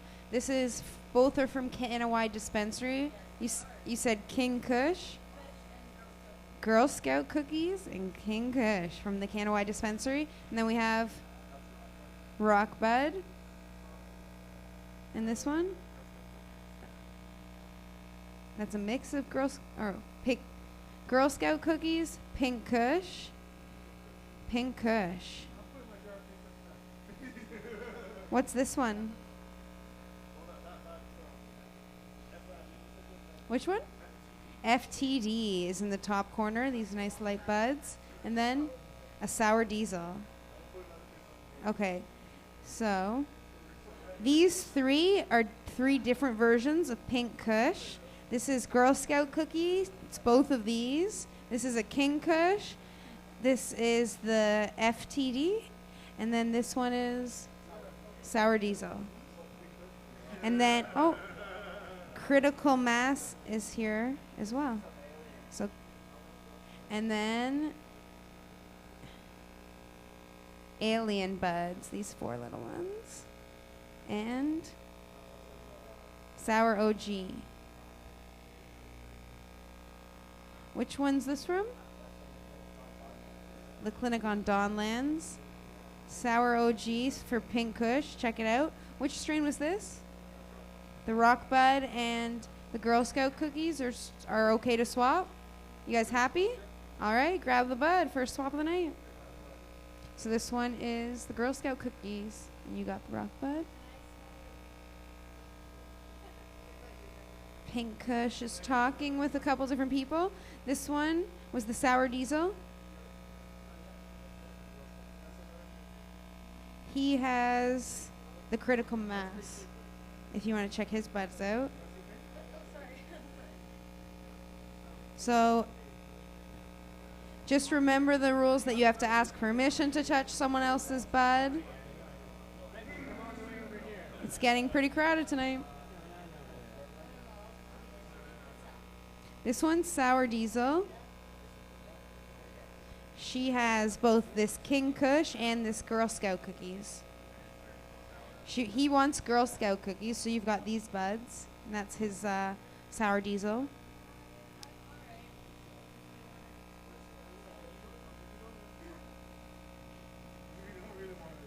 That's his Sour Diesel. That's your Girl Scout cookies. This one here is King Kush.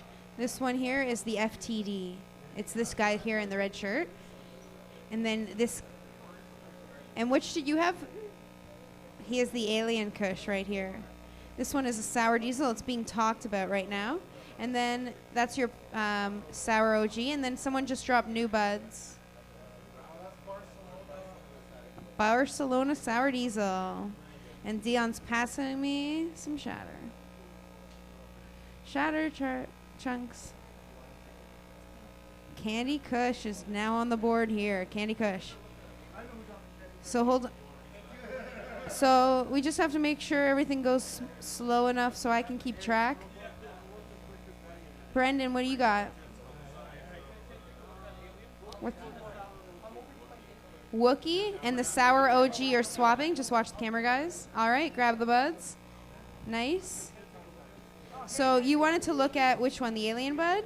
And you have the FTD? Yeah, sure, go ahead. He was asking about it. Do you want to check out his? So that's his FTD, and you're checking out the alien bud.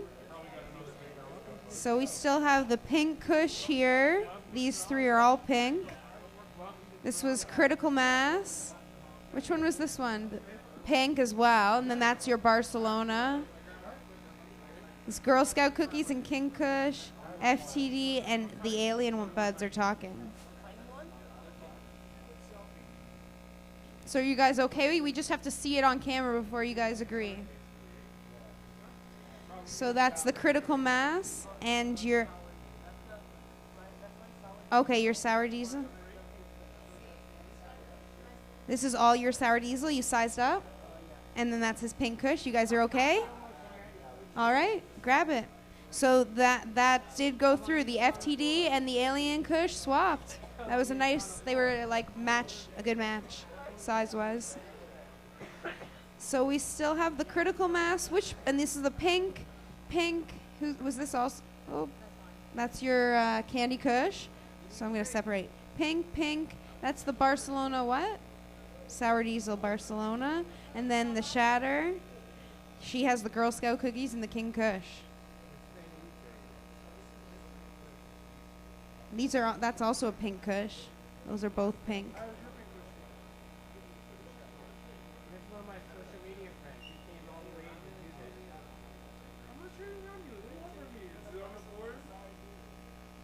I think he's got a jar in his hand. I think he can trade you both. Yeah.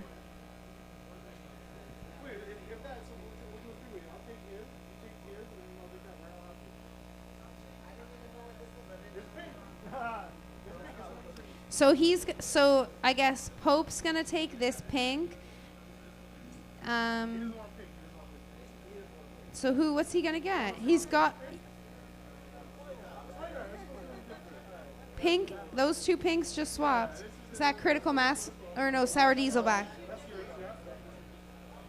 That is the Candy Kush, and that is your Sour Diesel. Sour Diesel and the Girl Scout cookie. Happy? All right, grab it. You got the Girl Scout cookie you wanted. What's that? Rockstar Kush, Candy Kush, King Kush. Which one was this? The pink Kush still? No? The critical mass, yeah. Sorry. King Kush, critical mass, Candy Kush. Which one was this? Rockstar Kush. It's Candy Kush. And then Barcelona Sour Diesel. What's this? Sour Diesel and White Widow are already swapped. They pre-worked it out.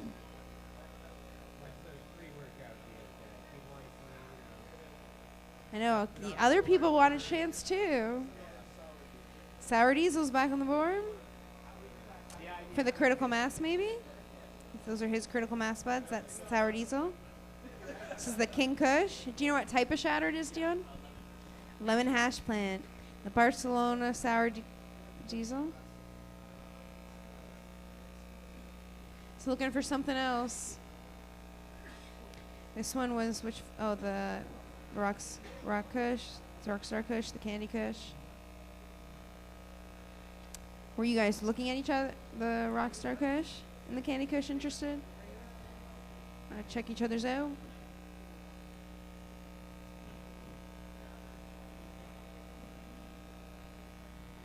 It's got the critical mass. And then this one was which one? Sour Diesel. Barcelona Sour Diesel.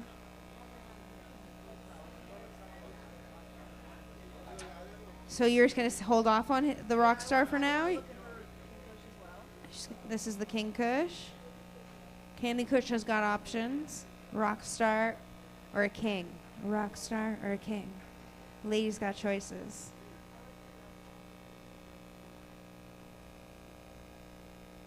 So these two King Kush buds for the Candy Kush bud. So this is her candy and that's your King Kush. Is that okay? Is everyone okay with that?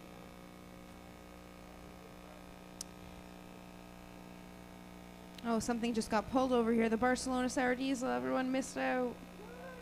There's still Sour Diesel here. And this is the Rockstar. That went. The poor Rockstar. But yes, the King Kush and the Candy Kush swapped. And there's still King Kush here. Sour Diesel got pulled. Ouch. Critical mass. So the King Kush and some of the critical mass got swapped, and the critical mass you don't want to try and swap for this Rockstar maybe? Your last bud? Are you interested in his critical mass maybe? This is his Rockstar Kush.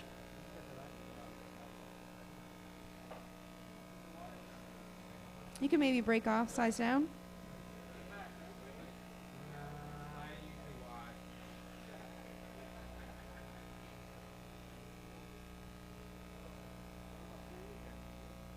You good? All right. Nice. That was a nice, clean ending. So no one else in the room's interested in swapping? Dion still has his shatter. Last calls for 420 bud swap. You'll have to wait till next week. What's this? The Girl Scout cookie and shatter are swapping. So whose is this? Erin? And he sized up his Girl Scout cookie to get this slab of shatter. What's this here? The Barcelona Sour Diesel that Mernagh is making a move on. What are you pulling out? His first move of the game. What is that? Fukushima. Ooh. Brendan's back. For the Barcelona Sour Diesel? Do you have any more of the Barcelona Sour Diesel? Because there's Fukushima wanting it, and then what do you got, Brendan? Wookie was hoping to get some of the Barcelona Sour Diesel.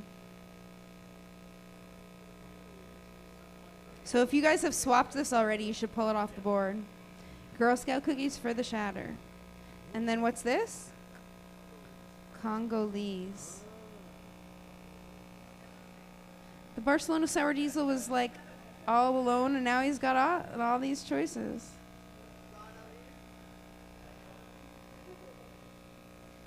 Gonolese, the Wookie.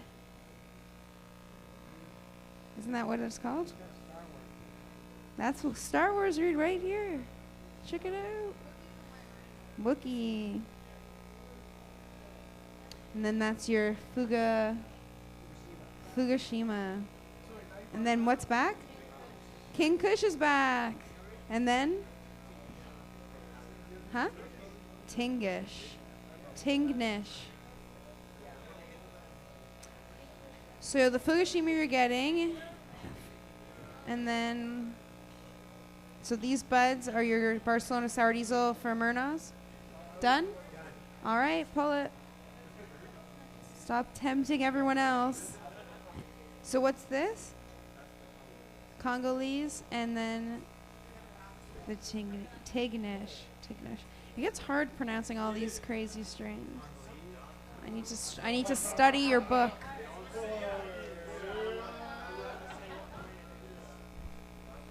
So there's the King Kush.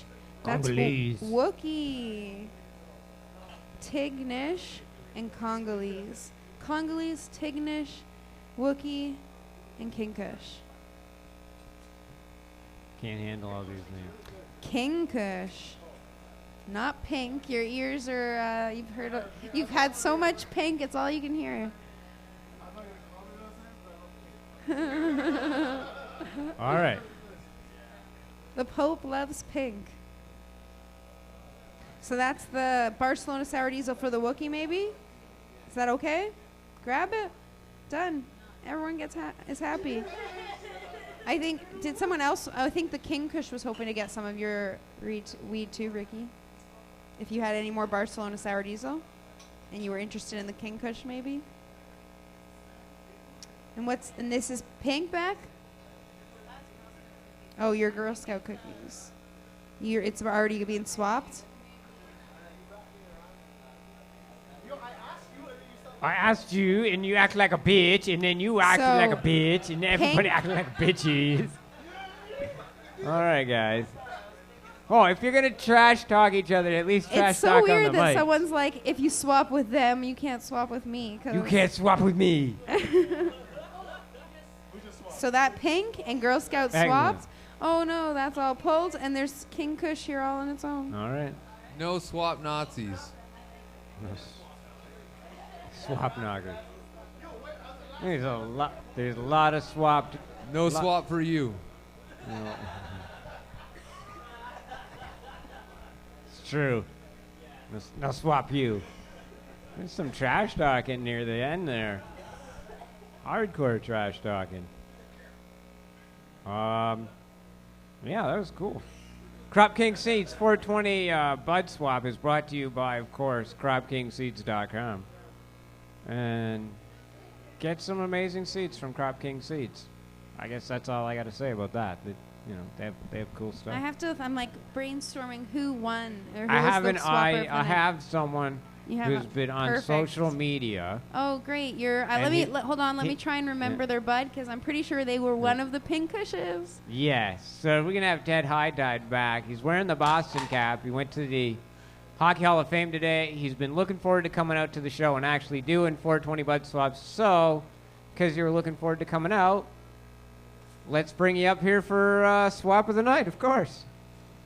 You know, it's nice. Someone's like, man, I've been looking for I watched the show. I watched the swap. Here you go. You have a couple choices. We have either a selection of seeds you can choose from. There's a Crop King seed hat, or we have a T-shirt to give away. Huh. So you can choose one of those Hats, options. T-shirts, or seeds. Yeah, not keen on carrying the seeds back with you to buy. That's all right. Black or white? There you Excellent. go. Oh, you're welcome. Thanks for coming all this way to enjoy the show in Toronto. Oh, they're winning again tonight, so. Awesome. Well, you have a good night and enjoy Toronto. Not even going to ask you where you got that cannabis from. Craigslist, I'm sure. If you watch the show, everybody knows. Fell out of the sky. Craigslist. It's summer season is upon us, eh? Like Ted said. Yesterday, Jesse from Cleveland was in town. Watches the show and tunes in online via the downloads, I believe. Downloads the show. So, Adam from Vancouver, our buddy Adam, way back. Adam. Mr. Glover. Like, what did we used to call him when he was the strain master? Nope, that was Different Adam. Adam? That's Adam Rose, and that's a different Adam. But yeah, my buddy Adam Glover. Chris knows him. Oh, Adam Glover, Hash Mob. Hash Mob Glover, yeah. He was in town. He over also the works weekend. on our websites and stuff for us. Does Yep. lots of great work. Yeah, he does point of sale systems now for dispensaries in Vancouver. Al Graham is ready. And we got, of course, Al Graham. So let's get him. You got him all set up? Because this week, it's tomorrow, not this week, tomorrow, it's Cannabis Day in Peterborough, Ontario. And in Oregon. And, yeah. So let's bring Al Graham up. He's one of the people that has really put Peterborough and pot on the map. Dedicated, to say the least. So, they also are celebrating tomorrow Dean Del Mastro, their MP, finally going to jail. So, there we go. I'm just setting up his shot. Oh, you're setting up the shot. Oh, I thought we Yeah. had the shot, but We do. Well, okay. He's called in lots of times. He's always great. Oh, Al's a great Contributor, guest. yeah. He's a great guest. Stoner Girl Guide Man of the Year, Al Graham. Calling. Hey, Al, how you been? Good. Excellent. Good to hear. Invite us up to Peterborough tomorrow. All right. Tomorrow in Peterborough, we are celebrating Cannabis Day. And in order to do that, let me pull up my notes here to let you know what all is going on. All right. There's a lot going on because Peterborough Cannabis Day has continued to grow. It's Big time, big time. It's the biggest annual cannabis event that Peterborough has right now. It's the biggest they've ever done. There's live entertainment provided by the Hot Box Lounge, which is located in Peterborough, not to be mixed up with the cafe in Toronto. Dab bars courtesy of the Golden Pine Extracts. There's free entry Dab bar? straws. Pardon me? Nobody told me there was a dab bar. So you're having... Yeah, vapor. We had a vapor bar last year, and we're doing it again this year. So you have a dab bar, and then you also said live entertainment provided from the Hotbox Cafe? Hotbox Oh, Lounge. the Hotbox Lounge. Yeah. That's located in Peterborough. That's actually a radio show in Peterborough. Okay, so... Yeah, it's through the university, I believe. Nice. So, dab bar in Peterborough. That'll bring people out. Correct. That'll bring... Dion's like, dab bar in Peterborough, eh? Dab bar, yes. Yeah, it's a tent that we will have on the grounds. In a tent on the grounds, no less. That's right. Not just not a little camping tent. This is something much larger. Much larger than a camping tent. Yeah, Excellent. yeah, like 1 or 2 car types just put together. Is the dab lounge named after Rona Ambrose? Hey, there's an idea. Put a big Ambrose sign out front. Put a couple photos of her. Yes. And you're here. Yeah, he's going to have a bunch of free entry prize draws, best costume contest, 50-50 prizes. There's going to be a mystery prize. And there's actually something, I'm just looking for it here, a fun fact, that the prize will be your book, Matt. Oh, that's awesome. That's being donated by a place called 3 Happy Cats. Oh, yeah, the 3 Happy Cats are is up to something. That's great. And the nice thing is, no longer available on Amazon because it's sold out of stock. Well, there you go. Come up to Peterborough, you might win one. There you go. Yeah, you can't get them on Amazon. How many people How many people did you get last year, and how many people do you expect to get this year? We had about 500 people last year, and we're hoping for more, obviously, this year. That's amazing. Yeah, we are a small community, we're a city, but we are a conservative city, as you know. Dean Del Mastro, former conservative. But no, I mean any size number of crowd in any community that is, a smaller community such as your own of 500. That's a good number of people. Very impressive. Yes. This year we mentioned the live entertainment at the beginning there. Ryan Ruth and friends will be doing some comedy. Excellent. And then there's going to be two bands, Mad World and My Masters, who are out of Lindsay. And then as well as, let's see, there's a band called Fresh Air. They're doing 2 shows that day, so we're hoping that they can make it over to us, and they're a big hip-hop band here in Peterborough. Nice. So I'm glad that the more and more of the community's coming around as you've been doing this. Is this the 6th annual Peterborough one? Yeah, this will be, I believe, the 6th one.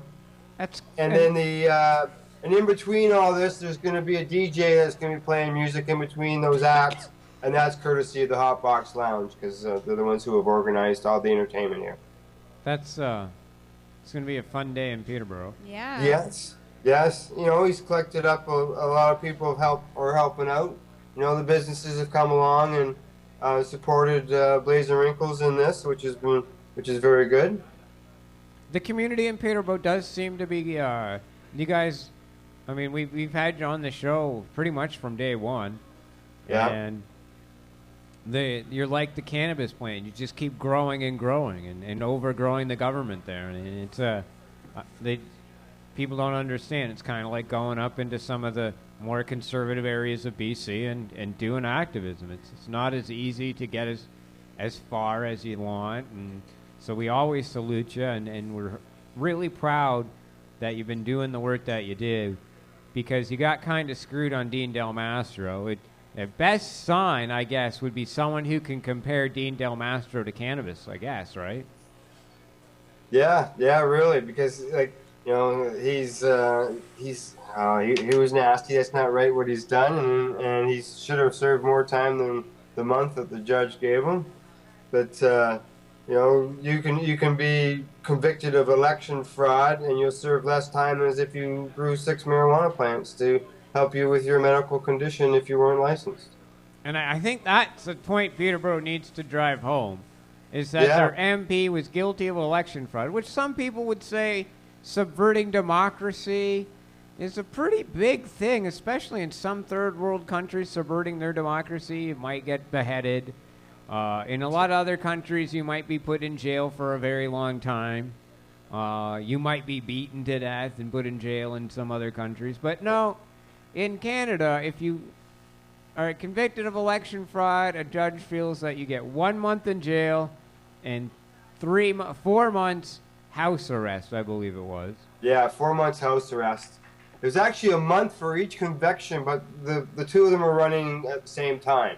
So instead of serving 2 months, he's only actually serving the month. Does it make you feel like you're committing the wrong crime? Well, really, eh? Yeah, you can do less time for doing something like that. That's not, it's you know it's like you say, it's against democracy, and it's completely wrong, and it's yeah, we should be making sure that people are aware that of that while we're there tomorrow. Yeah, tomorrow's like, I mean, people. Eyes were on Peterborough, and I was keep thinking, you know, Peterborough, you got to make that comparison that people are more like the senior went to jail. Like seniors are like for growing weed to help his pension. We read about, and you're just well, yeah, he's gonna get his pension, and not when he turns 55. So in another 10 years, he'll be there. He'll get what $80,000-$90,000 a year, and he committed election fraud. How's that fair? That's not fair at all. Plus, he Not looked fair. guilty from the start. Yeah, yeah. So where? But, you know, besides Dean, you know, the rest of us were up there, the cannabis advocates, we're all good people. Come on up and see us. Yeah, you know, besides Dean Del Mastro going up to Peterborough. Where's it located? Peterborough is up on the 115, just north. You can hit the 115 just on the other side of Oshawa, along the 401. Okay, so About an where's the hour, hour protest and a half. located? Pardon me? Where's your protest located? The rally tomorrow. Oh, the rally itself is at Victoria Park on Water Street. It's 470 Water Street, and it's Victoria Park. It is on the grounds of the county courthouse. Okay. And we have a permit to do this, and it is insured as well. What? You guys have a permit to do this? Yeah, you can get a permit to do this. That's awesome. That's awesome. Yeah, and they tell us, the last Wayne had mentioned that there was possibility that they were going to stop by and see how things are going, and he's got a meeting with them the next day. Nice. Yeah. Yeah. I'm glad. So it's always keeping the line of communication open with the officials, right? Well, I'm glad that you guys got your permit because that allows you to set up, like, as a, you know, your bands and set up tents and all Right. that. Yeah, and the electricity is free to do all this as well. It's all part of the getting the park. It's crazy. Yeah, so it's nice that, you know, the city gives you the permit, you get the electricity to plug all your sound in and get your, you know, get your band. And to be able to do this. So it's, you know, it's great. The police station's a block north of us. And on the same day as we're doing this, obviously it's Canada Day, so they're having the Canada Day Parade, which is 1 block beside us. So they'll walk south on George Street, and then people who are returning will come back up on Water Street usually, and they'll walk by us. That includes the police officers, and they'll usually stop and say hi and ask us how things are going, and then make their way on up to the police station. that's amazing. That's a good spot to be in then. Yeah, it is. It actually is. So. All right, is the cop shop serving barbecue? No barbecue there. Because I was going to say, you know, it'd be good. The cop shop was serving barbecue to show up at your protest. Check out the dab booth for a bit. And go find yourself some cop barbecue and then come back when you're high. You start, my high's wearing off. Why am I around all these cops? Oh, right, the protest is down the street. Protest, yeah. Go back. Oh, yeah, it's, you know, if there's a chance of rain, last year everybody had, we took all the shelters and attached them all to the vapor tent. So it was a great big long tube, basically, and everybody was inside there, so we could stay dry while it rained, and then once the sun came out, everybody could go outside. And, you know, we'll be prepared for that again this year. That's good to hear, because after Pride this weekend, it's really sad to see. In our 420, we were really lucky that it was only like that 10 minutes or so where it really poured, but it's never nice to see an event get rained out. Oh, it poured more than 10 minutes, let me tell you. As someone who was out there, it poured. Well, I know it was raining more, but it really poured for only like... It really poured. The heavens really opened for about 15 minutes there. Where. Okay. Yes. We wish you guys the best on Cannabis Day this year. Well, thank you very much, and we hope we see everybody, or as many people that can make it there as possible. Probably one other last thing I should throw in there before I go, Matt. My understanding, the last time I was together with Blaze and Wrinkles during one of our Grow Up tournaments, he announced to everybody that he also has an event on August the 21st in Peterborough. And I believe that has to do with Mark Emery coming to town. All right, then. So we will, August 21st, Peterborough. Yeah. You hear all the great scoops on the Mernahuana Zone. There you go. And yes, we always like to have you point out stuff, what's going on. So Mark Emery. Well, hey, August 21st. Stay active up here in this conservative territory. Well, are they hopefully in the next federal election someone at least votes either the Liberal or the somebody else? Yeah, hopefully, but we are a very rural area, so let's just see what happens. Because I don't know. Did you go down to the courthouse, Al, and watch him go to jail? Like, was it a big spectacle, like, to see him get into that prison bus? Chris loved watching that footage. He was like... Yeah.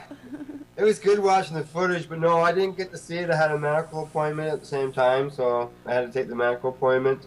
But it was good seeing the footage. And as far as some people were on the TVs, the pundits were saying that it didn't look right. They didn't think it was fair. Well, that's regular protocol, and it doesn't matter whether you're election fraudster or whether you're somebody's convicted of a really hard crime that does big time. You're going to get shackled. It's strange that nobody sees election fraud as bad as the serial killing and everything else, because it's up there. It's out there, yes, they do. And, even in the Mike Sona for the robocalls, they gave him 9 months. Robocall got 9 months, but the ringleader got a month. Thing, now I asked Chris about this. I said, well, what do you think of appeal? And the appeal court goes, no, election fraud's really bad. And you've been unrepentant. And robocall's here. We got to see his case. So we'll look at both of them together.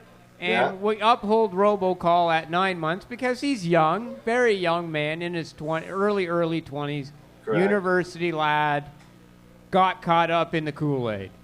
Did rat out people, will probably be taken care of. If he gets 9, the ringleader in Parliament standing up for his riding association and speaking on behalf of the Prime Minister's office, by the way, should get 18 months. It's never the reverse. Yeah. Well, let's not forget, this is, 3 elections. 2006, they were busted for the In-N-Out scandal for the money, moving the money around illegally. Yep. So the party was convicted of that. And then you got Dean Del Mastro in 2008, and you got Mike Sona in 2011. 3 elections in a row that a conservative operative has been convicted of election fraud. 3 strikes, you're out. Just like in baseball, man. You just wish, right, man? So That's right. Right. All right, Al. Well, thanks very much for calling in. Talk about Peterborough Cannabis Day. What time's it start again? Oh, it starts at 11 o'clock and goes till 6. All the awards and draws are done at 4:30. Awards and draws, 4:30. Nice. And address one more time? 470 Water Street in Peterborough. It's a one-way street, and the location is Victoria Park. All right. That's all you have to put into your little GPS is Victoria Park, and it should come up. Excellent. As far as a point of interest. You guys have a great day tomorrow, and happy Cannabis Day. All right, we will. Thank you. Thanks, Bye. Al. Bye-bye. They got a permit. I know, they're legitimate. They're legit. Well, what's the difference is that they say, we get power, we can set up tents, we can set up staging for the band. All that is kind of a festival and not very, like, it's a protest. But Right. it Once is- you're like putting stuff down in the ground and stuff, that's kind of like not in the spirit of just showing up. Yeah. And then renting that public space, too. Right. You got to I get a agree. permit for that. You know, from the city that then says, yeah, you can do that. I'm glad that Peterborough is so far ahead of Vancouver when it comes to giving out permits. Well, I wonder what's going to happen in Vancouver tomorrow. I know it's happening in Peterborough. I know what happens in Oshawa. Oshawa's having their rally on The Saturday. difference is there's like a huge amount of people in Vancouver, so they're still going to be there, And the right? difference is they didn't ever even get permits for their store or anything. Like the Right. BC Marijuana Party had an exemption because it was a political party. It doesn't need a business license. Right. Well, there you And have it. So they never got permits to be a store or a lounge or. I bet you they're doing renovations in the market without a permit. But we never got permits either. Without a permit. Yeah. No permits. Scofflaws. Not prohibition fighters. Yeah, the moment you set up all that stuff, let's have a party. Let's have a festival. A little different. It's a blurring of the lines, but then everything these days with the corporate sponsorships and stuff, it's all designed to blur lines. Right. So confusing, Erin. Well, it was the same debate at the Global Marijuana March as to what the actual event was, the meaning behind it. Yeah. They had a permit for that, didn't they? Yeah. Had a parade. The Emerys Well, were on to a get permitted to get float. the streets closed and the police assistance, that costs money. Even with our planning at Yonge and Dundas Square, we were warned at the cost of that. No. But that was permitted float that the Emerys were on. It's weird. I don't know. I always get confused about these things, but I wish them the best tomorrow in Vancouver. Mm-hmm. I hope they have a good rally. I was there last year. It was amazing. So what are Right. your Cannabis Vancouver Day predictions? My prediction? You know, I kind of know Vancouver. I don't know. Are they going to be soft in the belly? You What- know in what I what- mean? It's not like Chris Goodwin driving a truck onto a park It's and gonna be firing more, up the sound. It's going to be more... Crying, tears, arguing. That's what it could be. Well, as of current, I don't think they've sold spaces anymore, so there's No, no... they like, refunded all that. so it's just... Those gonna, people won't show up now. You don't Let's. think... Aaron, come on. You Let's don't be think honest. like the... I saw a post today saying booths will be set up at noon. Yeah, even people are if it just has gonna to be do it. outside the art gallery. You think they're just going to do it? I don't think they're I going to don't miss know. out on the market, like the amount of people that are there that day. They'll just... What if the news has gone out and that people think no one's going to show? They don't go to their global marijuana march. That's where I'm like Well, wondering. that's only the GMM. That's an I anomaly for them. I think Vancouver people like to Vancouverites just don't hang out like in to one hear place. They show don't want, up and we're gonna march for 2 hours. Yeah, but they that's don't just wanna what this march. is. No, this is show up and you can And buy hang and out. sell marijuana. Right. Not if the police have the neighborhood on lockdown. Well, so then that's the question. It's going to be fenced course off they're like the gonna- art gallery is. And Well, they- like and- our 420, we don't get as many people marching with us at noon as we do Right. through the afternoon, just hanging out. And at we the get a lot of square. people marching at GMM. Right. Well, But I think that GMM got as big as it did in Toronto because it had the Freedom Festival like beside it. Because people like that festival atmosphere. But it's permitted, and then they didn't get the permit, and the city said right. no more. And so since And now people since go there and Toronto set lost up their its own permit, tents and people dab do set up their own stations, stuff. and that's what we want. And I'm okay I see with that even on a larger scale of Vancouver because they're just so accustomed to setting up anyway. But the art gallery square is blocked. They'll just take over the streets. Well, we'll see. And there's the other side of the art gallery, Well, right? you know what we could find out? We could find out that the Vancouver police finally put in place some plans after the NHL hockey riot they Maybe had. they just need to like get their bicycle fences in a row. There's- See, because on one hand, I'm like, are the activists soft? Well, probably. Then I'm like, man, them Vancouver cops, no offense to those guys, but you ain't Toronto. Like, you ain't even York. Like, you're not even Durham. Like, no offense to, like, the police chief in Vancouver. No offense. Your city's the size of fucking Mississauga, bro. You're York region. York region. That's where you are on the Mississauga police is twice scale. as big. Mike Rita seemed to. Mississauga's twice as big. There you go. But I didn't even know. I was giving them some credit there. I was like, they're probably as big as Mississauga. So I was Mike Like Rita Durham. on Sunday. Mike Rita got back from Vancouver talking about it and stuff. He was saying that they have a big homeless problem, like worse than we do here. What, and you just realized that Vancouver's had a homeless problem since the 80s? Just Come to on. bring it up, I'm saying that like in Toronto, the cops have worse things to deal with than I guess the stoners. No, they don't even deal with their homeless problem. That's the thing. They're like, well, they're not even dealing with that issue. It's not like they're overwhelmed. They're just like, hate to break it to you, kind of ineffective. You're the most ineffectual police chief we know. Like, no offense, bro. You couldn't put down a hockey riot. You couldn't. Don't Toronto you know- police they are like, probably just you need guys some more riot, money." we can put you all in jail within an hour. And you believe them, because they got a sound cannon. And, like, make you shit your pants. Sound is, like, the one thing I know about any rally. I know two things. One, sound is exceedingly important. Two is having a hardcore group of people around you causing a lot of noise on the cops. So you got to be able to outnumber the few police that are there with bodies, which I don't know if the police are ready to be like, yeah, we'll just keep a whole bunch of guys on extra paid Obviously, duty. that's something they have a lot of experience with Dave Malmo Levine, right, and his crew. Yeah, but his crew's not some more anymore. I checked. Well, you know, they've aged, I know. and they're It's gonna, like I said, we know what the Emerys are like under fire. Those cops if those cops put their bike stands down like they do to us, it'll be an interesting day. It'll be an interesting day. Mama was talking about how great the cops were after the robbery at his. Yeah, That's they brought different. back the shatter and the weed. I don't know. We'll see how many actual cops they're going to enforce it. When at 420 they let it all go. Right. Let's hope it doesn't turn out like the G20. Right. Let's hope. Yeah.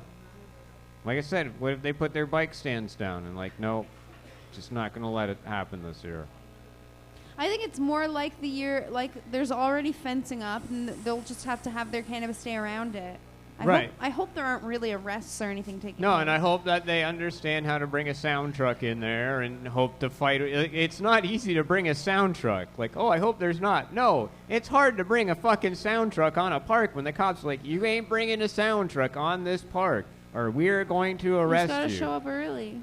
No, people. That's the first mistake. Never show up early. Has Chris Goodwin ever showed up with the sound truck back at GMN? Did he show up early? No. He waited for a crowd of people to get there. Okay, now's a good time. We think you can come in this way. And, okay, there's enough people here. When there's enough people around, that's when you do stuff. Not when, oh, get there early. Cops are there all the time. It's not about get there early. It's about sound and number of people around you. And if you have that, and it's loud enough, and the people are loud enough around the cops, they back down on the, okay, it's not worth getting in a fight with a whole group of people today protesting. There's a balance there where they're like, nope, I'm outnumbered, they're all prepared to get arrested, it's just going to look bad. You know, it's just going to get tough. But not to say they're not prepared. Like, you know, at least in Toronto, we've seen them do it. But it's not easy, like, oh, get there early with your sound truck. No, it's like, get there when there's enough people mingling about. Make sure you fire that thing up right away and go. Well, just like when we stopped at Yonge and Dundas Square, there was enough people in that square, we could have held that intersection for a while. Right? Because you had it. You even were out of your car. You couldn't ask for anything better.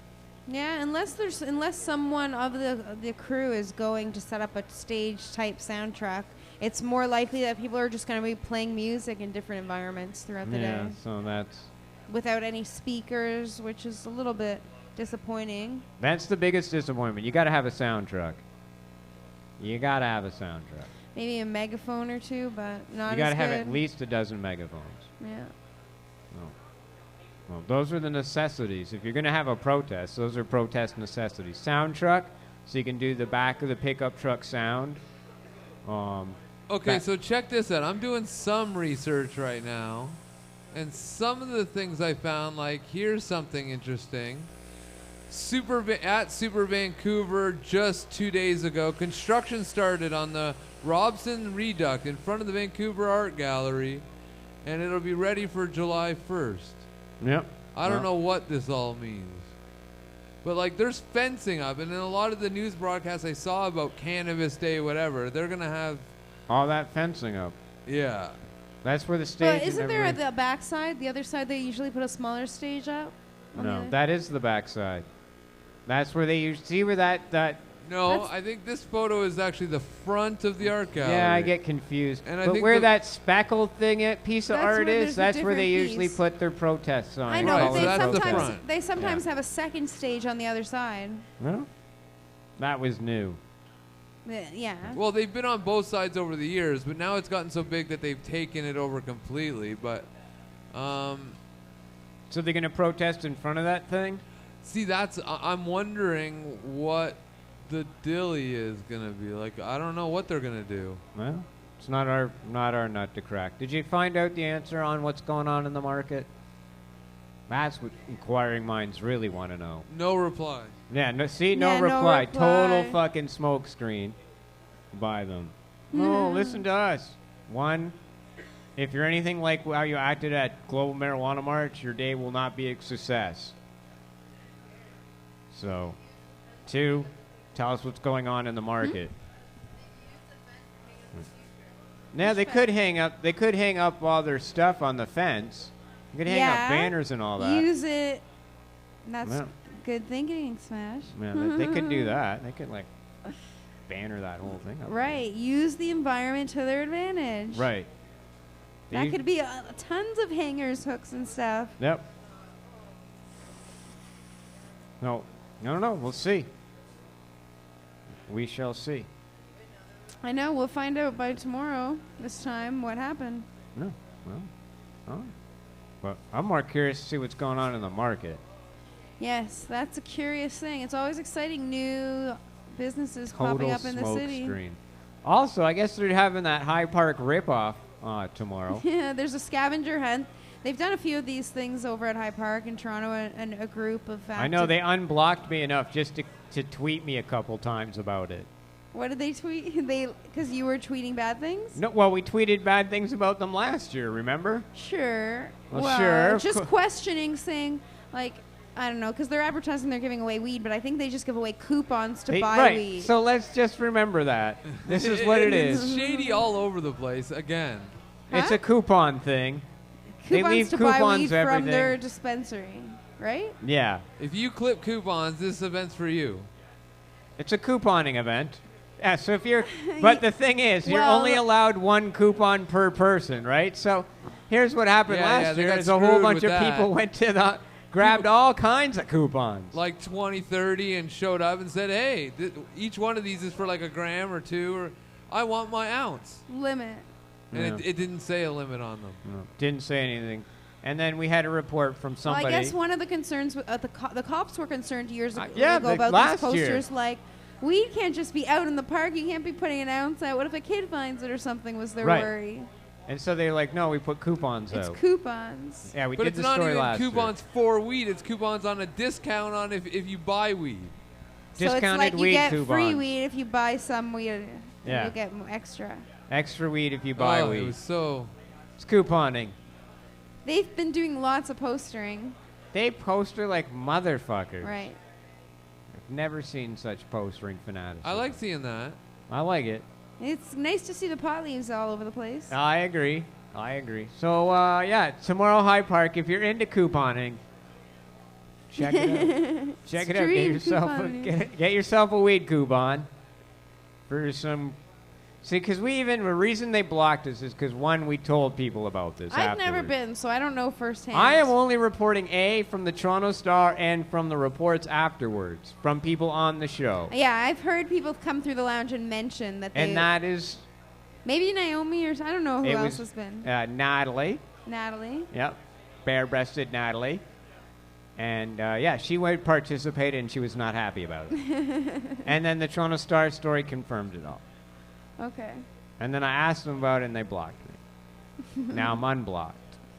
Because one year they used my image. And there's too. like registration fees too, right, to get into the scavenger hunt? No, I don't No? think so. No. So no registration fee. No, so go to Hyde Park if you got nothing to do on Canada Day. Yeah, that's tomorrow, an event at High Park. No. Going to the Andrew Cash annual barbecue. Should be fun. The samba kids are playing. We have good samba in our neighborhood. Yeah, Vancouver. What's going? But it's odd that Porch parade.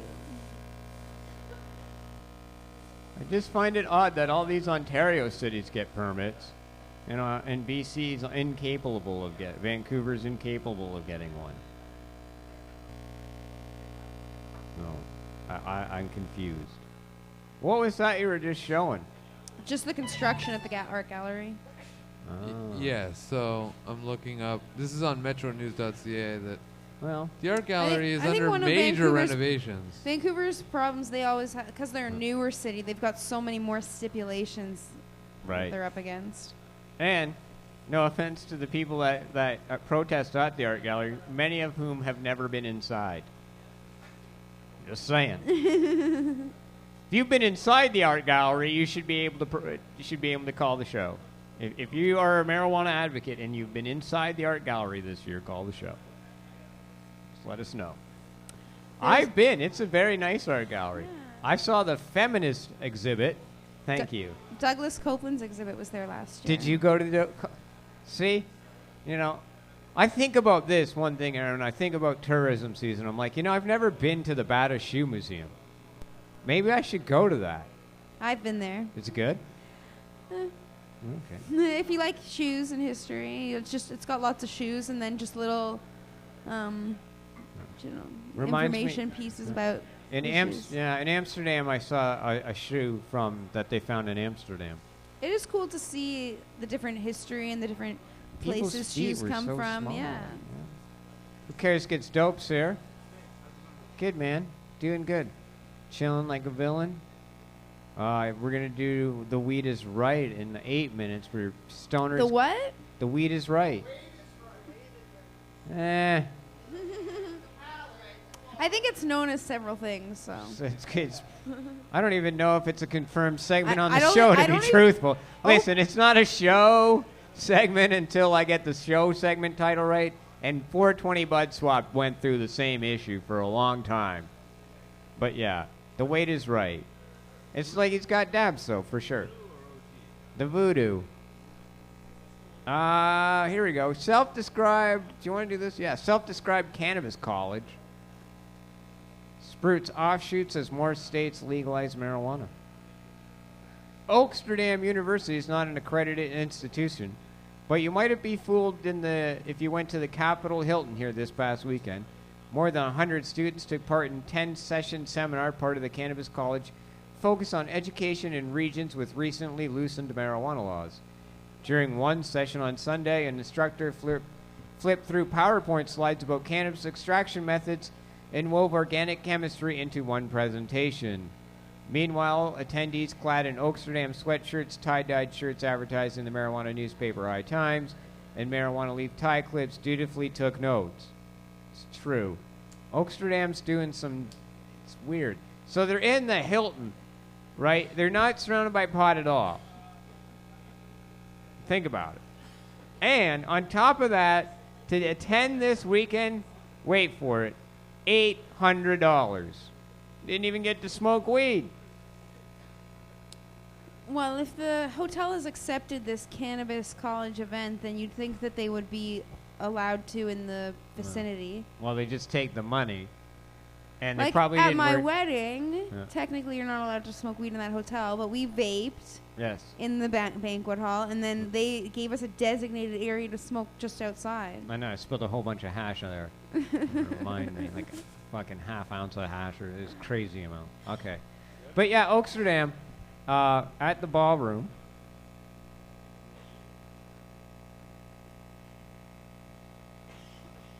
That's like when treating yourself wouldn't let people smoke on the back patio. What do you mean? Remember, was it last year? No, it wasn't treating yourself. It was Champs. Yeah. They wouldn't let people smoke on the back patio, but in years before they had. Right. But point. Well, I think that Marco really pushed the medical element, and then Champs didn't have that confidence to push through that. Sorry. Whoa, crazy. And that probably was a big factor in the element in that event just being not as successful as they had hoped. Right, that was a big factor. Same with Oaksterdam. How can you train people on cannabis? They'd be like, oh, well, we're going to do the Vapor Lounge class. It's just hard because there just aren't, like Vapor Centrals is one of the biggest, like, cannabis-friendly open spaces, so there just aren't, like, hotels at that level yet that are... But Oaksterdam even has their own space where they don't allow it. It's like, how can you work with a weed plant and learn about cannabis growing and not have a cannabis plant in front of you? Just saying. And I'm not going to, $800. Not to say that, hey, I don't know, I kind of grow up in an idea that knowledge should be free, but at the same time I need to make a bit of income. So they charged $800 for the weekend. $750 for a ganja school for a week, and Jamaica included meals and classes and all the weed you could smoke. So, and it was taught with weed around us. I just think if you're going to learn about weed, especially the growing of weed, you got to be in a grow room. You got to be the classroom shouldn't be like, okay, here's the instructor. It's like going to university. Yeah, well, it's university versus college. You want the hands-on experience. University versus college. I'm like the cannabis college, the hands-on guy. You want the theory, people, go somewhere else. But these ideas, I wouldn't suspect anytime soon. I would suspect sometime soon we're going to get some accredited courses in university and/or colleges. I know down in Niagara, they have the greenhouse course. And you can take the greenhouse course, and it will lead, theoretically, to a job in cannabis. Because it's all they teach you how to... Well, school is also about networking and stuff. Yeah. But I have no clue because my dad's like, oh, you should apply and go work as a grower down at the Niagara greenhouse. And I was like, Dad, it's 10 acres big. Like, I have no idea. Like, the controls of a greenhouse. Like, how does... Like, the greenhouse opens and closes, and it's all mechanical. It's all, like, put chemical A and chemical B together, and it's not how I grow weed. It's a lot of work, it's a much grander scale in growing, temperature and control. There is, like, a shit ton of medical marijuana news. Chuck Rafisi. Did you see Chuck Rafisi come by the show the other day? Tuesday, Chuck Rafisi comes by the show. He's on his way. That happens more than you know, where, like, I recognize people come in and sit here. They don't always stay the whole time, but they'll, like, sit in one of the back rows for an hour or two and then head out. So Chuck Rafisi from formerly of, I guess, Tweed, no longer there. He's a major shareholder, I guess, in his whatnot. Was just like, hey, Matt, good to see you, blah, blah, blah. The next day, Tweed and Bedrocan announced a merger. Like it wasn't even 12 hours. Like, if you had watched the show and watched this, it was like, whoa. That's how whoa it was. You would almost have thought that Chuck was like, hey, price is going up tomorrow, Matt. Like that type of shit. It wasn't, by the way. I have no interest in any of this because we're going to do a few stories here. But Tweed and Bedrocan have merged. They are now kind of the same. Where did we get the story? Chris pulled it up. Marijuana firms, Financial Post. Tweed Marijuana Inc. and Bedrocan Cannabis Corp. have agreed to merge, the company said. Now wait for it. It's an all-stock acquisition by Tweed that values Bedrocan at $58 million, or 84 cents a share. Yeah, hold on. The time now is 4:20 in Gaza, and that means it's time for The Wait is Right, brought to you by BudBuddy.biz and Who Cares Get Dope. If you participated in Bud Swap, please come up to the stage now.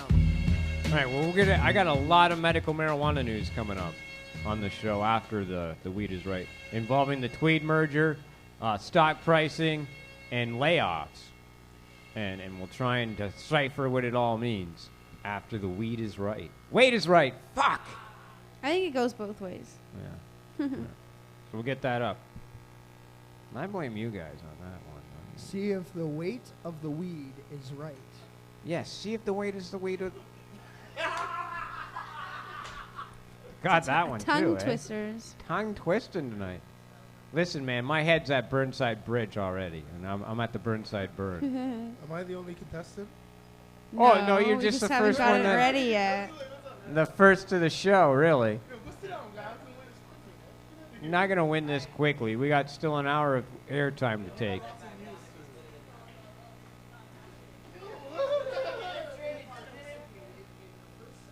Oh.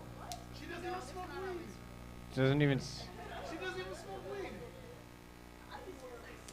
When's the last time you smoked weed? When's the last... All right, so let's get the first people up first.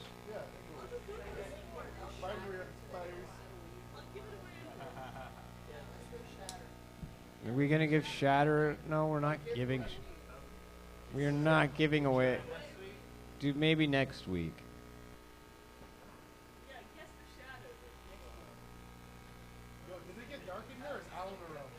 Alan does block out the sun. Man's got a back on him, I gotta say. The guy be able to, like, you know... Hey, stop spanking each other over there. Fuck, I'm trying to run the webcast. So Are we ready over here, Erin? Some serious, intense players. Holy just jeez. about ready. Is this mic working? How much weed do we got? We got... So you gotta guess the weight of the weed in the jar? Oh, 3 nice chunks. Ah, no. No. Oh, stop being mean to each other. There's the weed you... It's fucking Tuesday with a holiday tomorrow.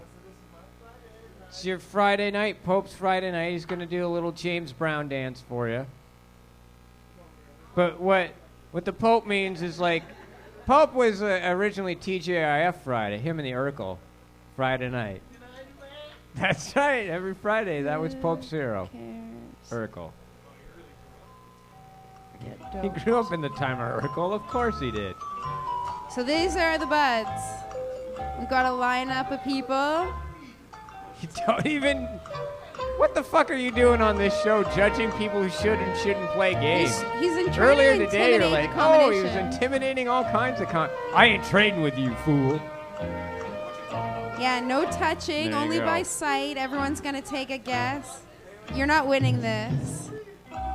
These buds aren't the winning buds. That confuses people sometimes. It does confuse people. It confuses me. Okay, well, let's see if God has spoken to the Pope Just watch this week. the speaker, guys. See if the Pope has infallibility So this week on the show. everyone watching at home, we're going to play the next round soon where someone's going to win from BudBuddy.biz. Some serious, serious competition. I'm guessing what you guessing. Man, last week on the show, I almost saw the Pope green out. Don't do that to him this week. Starting with you. You're such a great guesser. I saw that. I know they gave him a gram in under 20 seconds. You're going to say 12.7? That's what I heard? That's what I heard? Oh. All right over there. Don't be groining people. What do we got to do? 6.3. That's a See what I gotta deal huge with? variation, guys. Well, 6.3, eh? To 12.7 was the first guess. Party in the lounge tonight. And then 11 what? What are you talking about? That looks like you don't think so. 12. All right. 8.5. 8.5.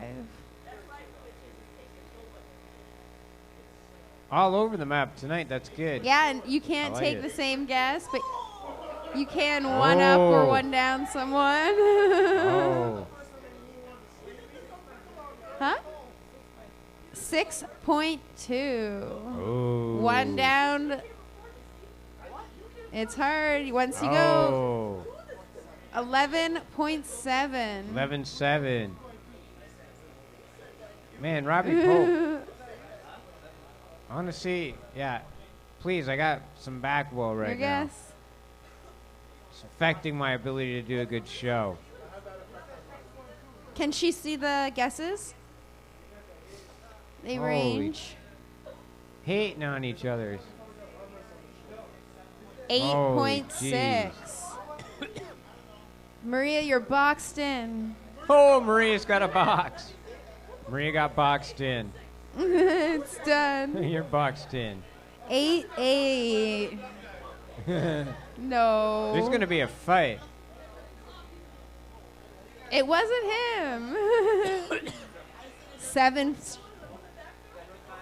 Oh, she's going to fight. There's going to be a cat fight on the show. And that's it. The votes are all in. Cat fight. Yeah. I see Maria, and there's going to be a cat fight. Yeah. Well, that's why we called it The Wait Is Right, to similar to Price Is Right, where you can just like Get out boxed people. in. Yeah. You know, on Price Is Right, I'm sure people won like big prizes by one-upping people. Okay. What do you mean? Because he's just there. All right, guys. All right. Let's all calm down. Here we go. Everyone ready? Back up so the light's clear. Here we go. It's craziness down front. It wasn't Alan, until you said something. But Alan, you're going to have to protect us or something. Holy Christ. It's going to end up like a Jerry Springer episode So at we're any ready? minute now.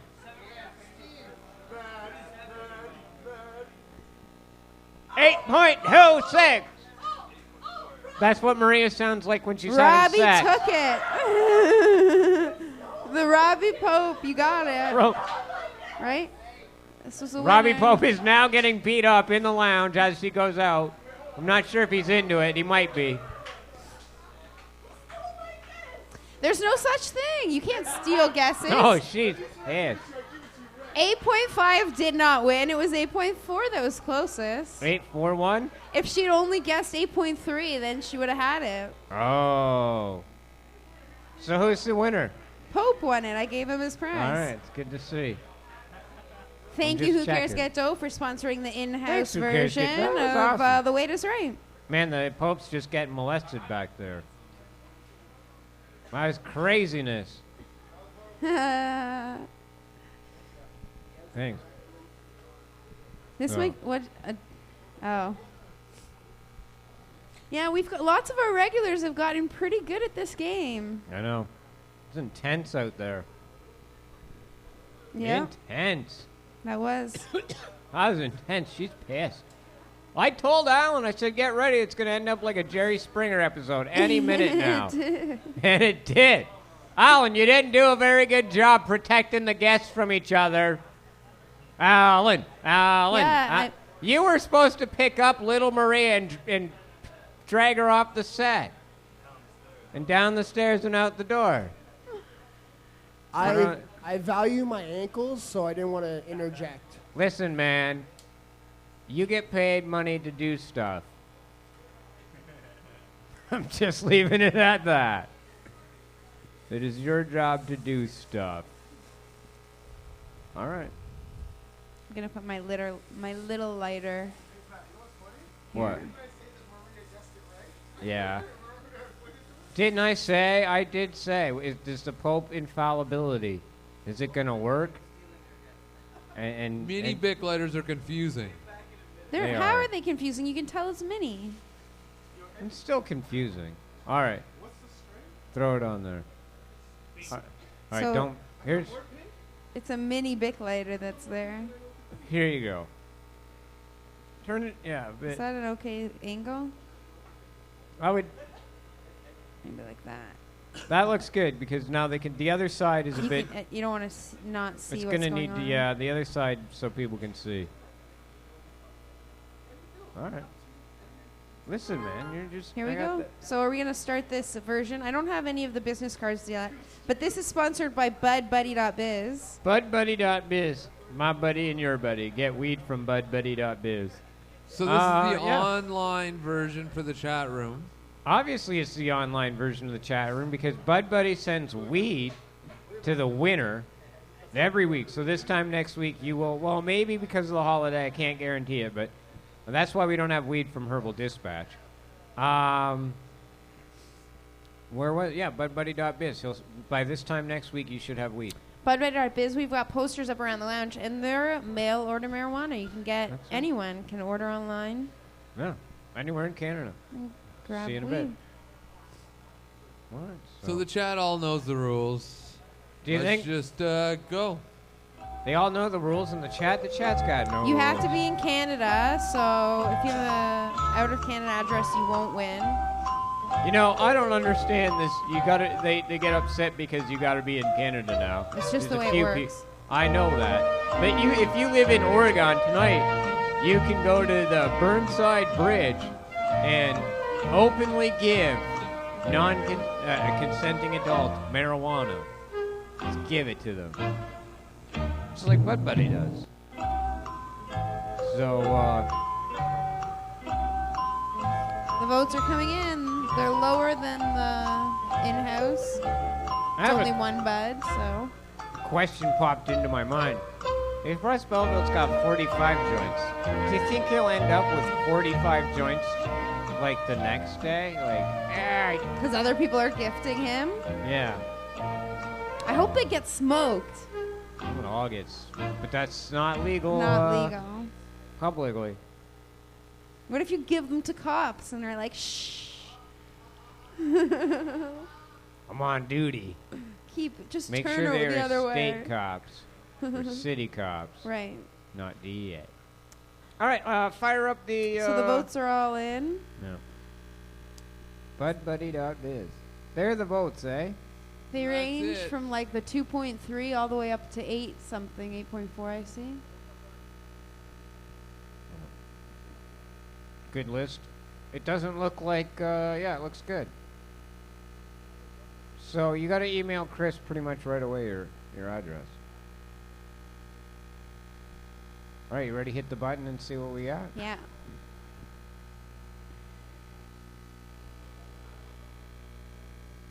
Win weed.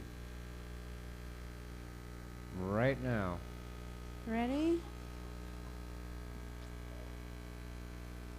There it is. I was gonna say Whoa, right around 5. 4.9. Yeah. I see a 4.8 on the scale, up there, Chris. Where do you see 4? 4.8 is. 4.8. What's that? Lemon haze. Lemon haze. 4.8 is closer than 5.2, right? Oh yeah. Lemon haze definitely won. All right. Lemon haze, congratulations. Courtesy of BudBuddy.biz. BudBuddy.biz. Send your email or send your full Canadian address to Chris Goodwin, and he'll get that to BudBuddy, and BudBuddy will get it in the mail. Yeah, so email vaporcentral@gmail in the near future. And Like we'll, right now? Yeah. Like, do it right now. It With just your- makes the whole Last week, I system- think the person did it around midnight or something later in the night. Oh. Do it right away. Yeah. It's very, just, you know. Otherwise, we think that you're not there or something. And we want to make sure it gets to BudBuddy so that it gets moving. All right. All right, let's bring Master Roll up. He's going to pitch in and do the last hour. Thanks, Erin. Awesome. That was lots of fun. Lisa Campbell still at drug school in Lisbon, Portugal. And if anybody has a hookup for weed in Lisbon, anyone in the lounge with a weed hookup in Portugal, Lisbon, Portugal, please see me afterwards for Lisa Campbell, our co-host, who's currently there at drug school. And it's not what she thought. No, it's No, like it the is. Oaksterdam University. It's no Oaksterdam for sure. It's all PhD students and lawyers and like psychologists and, you know, very few people with hands-on weed experience or drug experience even in general. And she's learning about how Canada is an export country of a lot of drugs, like, you know, pills and stuff. I'm like, you didn't know? I'm like, I thought everybody knew Canada exported drugs. We're a pretty good exporting drug company. You know, it's true.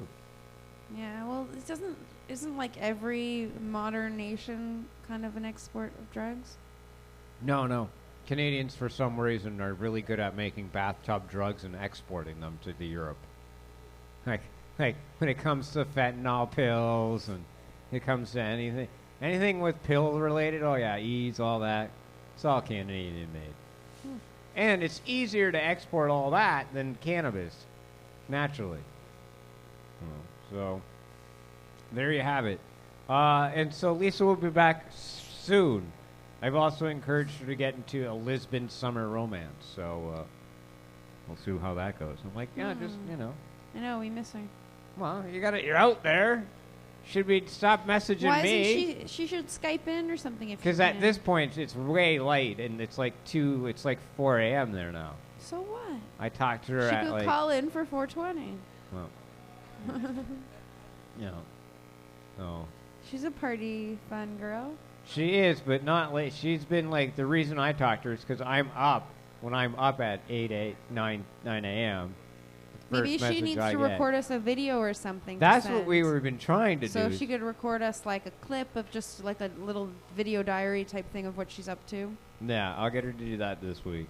That'd be cool to see. For next, because it's a pretty cool. Because she goes all over the place and is doing such relevant stuff. I know, it's really relevant, and it's summer, so we also know that, you know, she'll be back and be energized. She'll come back and tell us all about it. She's been looking forward to doing the show again. But let's bring up the Massa and the Roller. Massarola. And talk about med pot and extracts. Because that's what he likes to talk about. No. Does he? I think he likes to talk about med pot and extracts. Dude, how are you? How you been? Oh, I've had a good couple weeks. Even though I wasn't in the glass gathering, I still managed to have a good time. So, well, that's all right. Yeah. I still had a good. I didn't make it to there, but I had a good time. Anyway. Yeah, even though I didn't make it to the glass gathering, I still got to meet Matt Robertson and blow some glass with him, which was a great opportunity. Yeah, we actually have a new glass studio set up in my garage, so that's pretty fun. And it's nice. Matt Robertson's old glass blowing studio, which is even more fun. Nice. I'm very happy.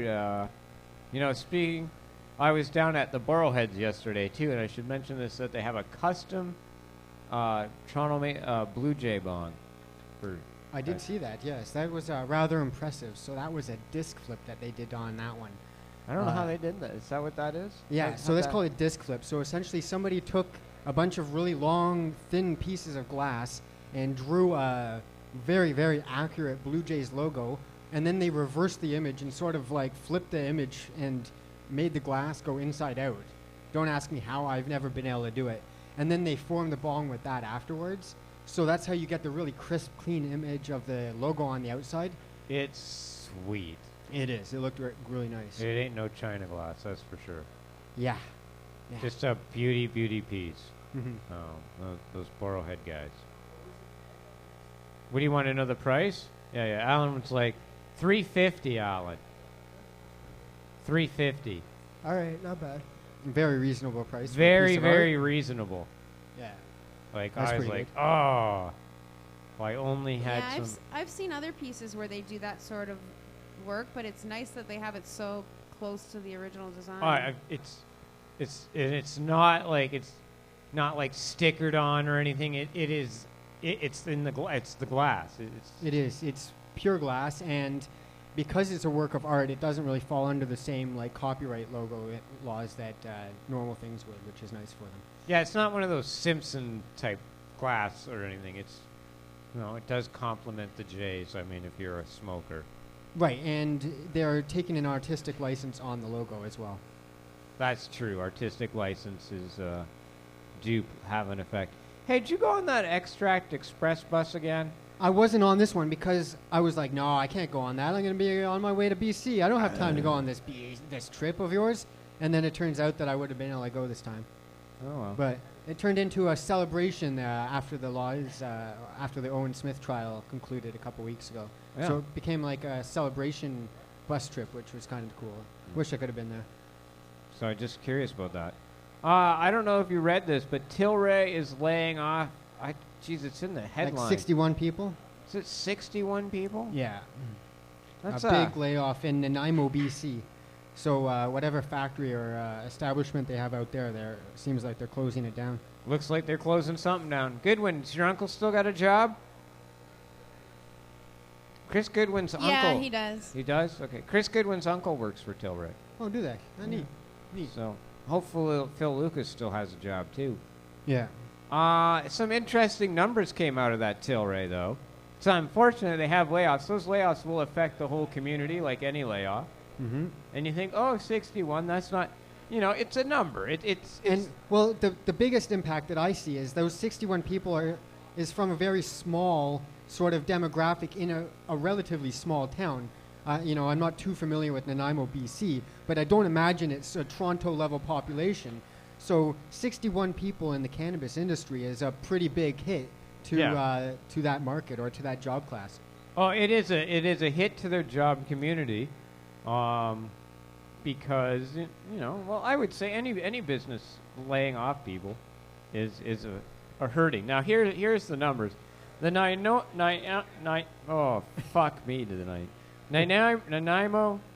Economic Development Corporation found Tilray generated, and wait for it, $48 million for the local economy last year, and fostered 395 jobs during the construction and operation phase. So, of that, X number of people working on the construction site then have to buy X number of materials that have work in those companies, and that's how they go, oh, 300, how, what? Yeah, so it sort of filters down throughout a few levels, right?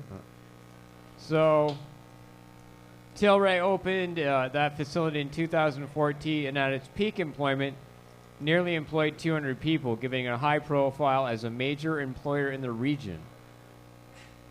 Yeah. So, well, like I said, I don't think Nanaimo's a town like Toronto with a couple million people, so those are it's kind of that's hurting. That's for sure. A lot of people are questioning what's going on this, and I'm gonna throw it right out there. I'm gonna say restrictive, prohibitionist, conservative government policies have created this job layoff. I'm gonna throw it out there that had the conservative government allowed Tilray to properly compete without setting a bar so high and being so restrictive and hampering doctors' involvement, I would suggest that those 61 people would still have jobs today. And I think Tilray anticipated having jobs. They just recently had, what was I saying? They recently had a job fair. Yeah. So it brings up a question. Tilray's, they're not allowed to advertise, but Tilray had a job fair a couple months back. Mm-hmm. They got a lot of media for that. Is that advertising? That's not advertising. Yeah. That's not advertising, but it is marketing. It is getting your brand name out there, and you need to do that. For sure. But, it makes you wonder. What I want to know is, so if the government allowed licensed producers to regulate and begin making extracts, would Tilray be able to keep those 61 people employed making extracts for them? Well, I mean, currently a lot of that grow material that they're producing is being thrown out. All the leaf and the trim and all that gets tossed out. Being able to turn it into more product would definitely help. The other issue I think Tilray has is, it's the grow facility isn't being maintained. Not maintained. It's not being approved quick enough. So a lot of these people are sitting on facilities that they should be able to turn the lights on and produce and turn profit, and they haven't been able to do that. So Tilray got caught up in a bit of that. And of course, they're not selling as much cannabis as they predicted. And I think that's the big thing that most people have. Oh, it's too price of this. And I'm like, they're selling it for like $7.25 over at Tweed. And Tweed still, we'll get to that, not making money. Right. The Tweed just posted a big loss as well, right? Yeah, some staggering losses this week. So I would blame restrictive conservative government policy. Their prohibitionist stance from the Minister of Health is not conducive to a good business environment. Yeah, we have our friend Rona Ambrose to thank for that. That's right. And Chris and I talked about it. When the MMPR first came out, a lot of medical marijuana patients were excited. And a lot of people applied for and still have applied for licenses. They want to be legal businesses. And that's awesome. I support you. And Chris and I agreed that the bar that they set was too high and that we should fight right now because we got to get the word out that the bar is too high. And nobody agreed with us. And then it hit the fan. And we've always said that the bar of the MMPR is too high. And if it was just lowered by having a minister that was positive towards marijuana businesses, encouraged marijuana business. Willing to work with us? Right, willing Not to work. against us. Yes, willing to work with businesses, that people that want to be in the industry, want to work in the industry, they're going to have a minister that fosters business creation, and this minister hasn't, and that's why there's 61 layoffs down over at Tilray. And of course, the last piece of that pie is they allowed people to grow their own. They got to allow people to grow their own. Right. I don't know. I don't think it would hurt people. I don't think it's going to hurt those businesses' bottom line. That's what I think, because not too many people grow their own. Right. I mean, I've said it a million times that even if I was allowed to grow my own plants, I'd still be buying my product, my medicine, because the quality that I could grow myself is going to be inferior to that of somebody who actually knows what they're doing and has a green thumb, as opposed to just killing half my plants for myself, right? Right. And you don't want to devote that time. You'd rather devote your time and energy to doing something else. Right, exactly. So a lot of people like to jump up and say, oh, this is, here, you want to try some of this? It's pretty tasty. A lot of people think it's the homegrown and the Allard. I'm blaming restrictive government policy. They've had a great uptake in patients. Restrictive policies that have been put in place are keeping them from being profitable. And then we're seeing this. And we'll start with Bedrocan. And we talked a little bit about the Bedrocan Tweed dealio. But what we didn't get a chance to get on, and people miss this in the marijuana movement, but we caught it. And here it is. Bedrocan, they didn't call it staggering losses. We called it Bedrocan staggering losses because they are pretty bad. Q5 and fiscal year-end results are in for Bedrocan. And they're not good, are they? No, I mean, so good that I don't think Bedrocan will be around for much longer. Well, they were bought by Tweed. So here, we'll talk about that in a minute. But Bedrocan staggering losses, as you said, they were almost, Bedrocan first, according to the report, would have run out of money in January. So if you can read that, they would have run out of money in January. So the company's anticipated level of gross expenditures and remaining commitments, including additions to property and equipment for the next 12 months, is expected to exceed the company's cash and short-term investments on hand as of January 31st, 2015. Yeah. That's past. Yeah. So I guess they're broke. Because we're now in almost July of 2015. Yeah. Yeah. But it's kind of interesting because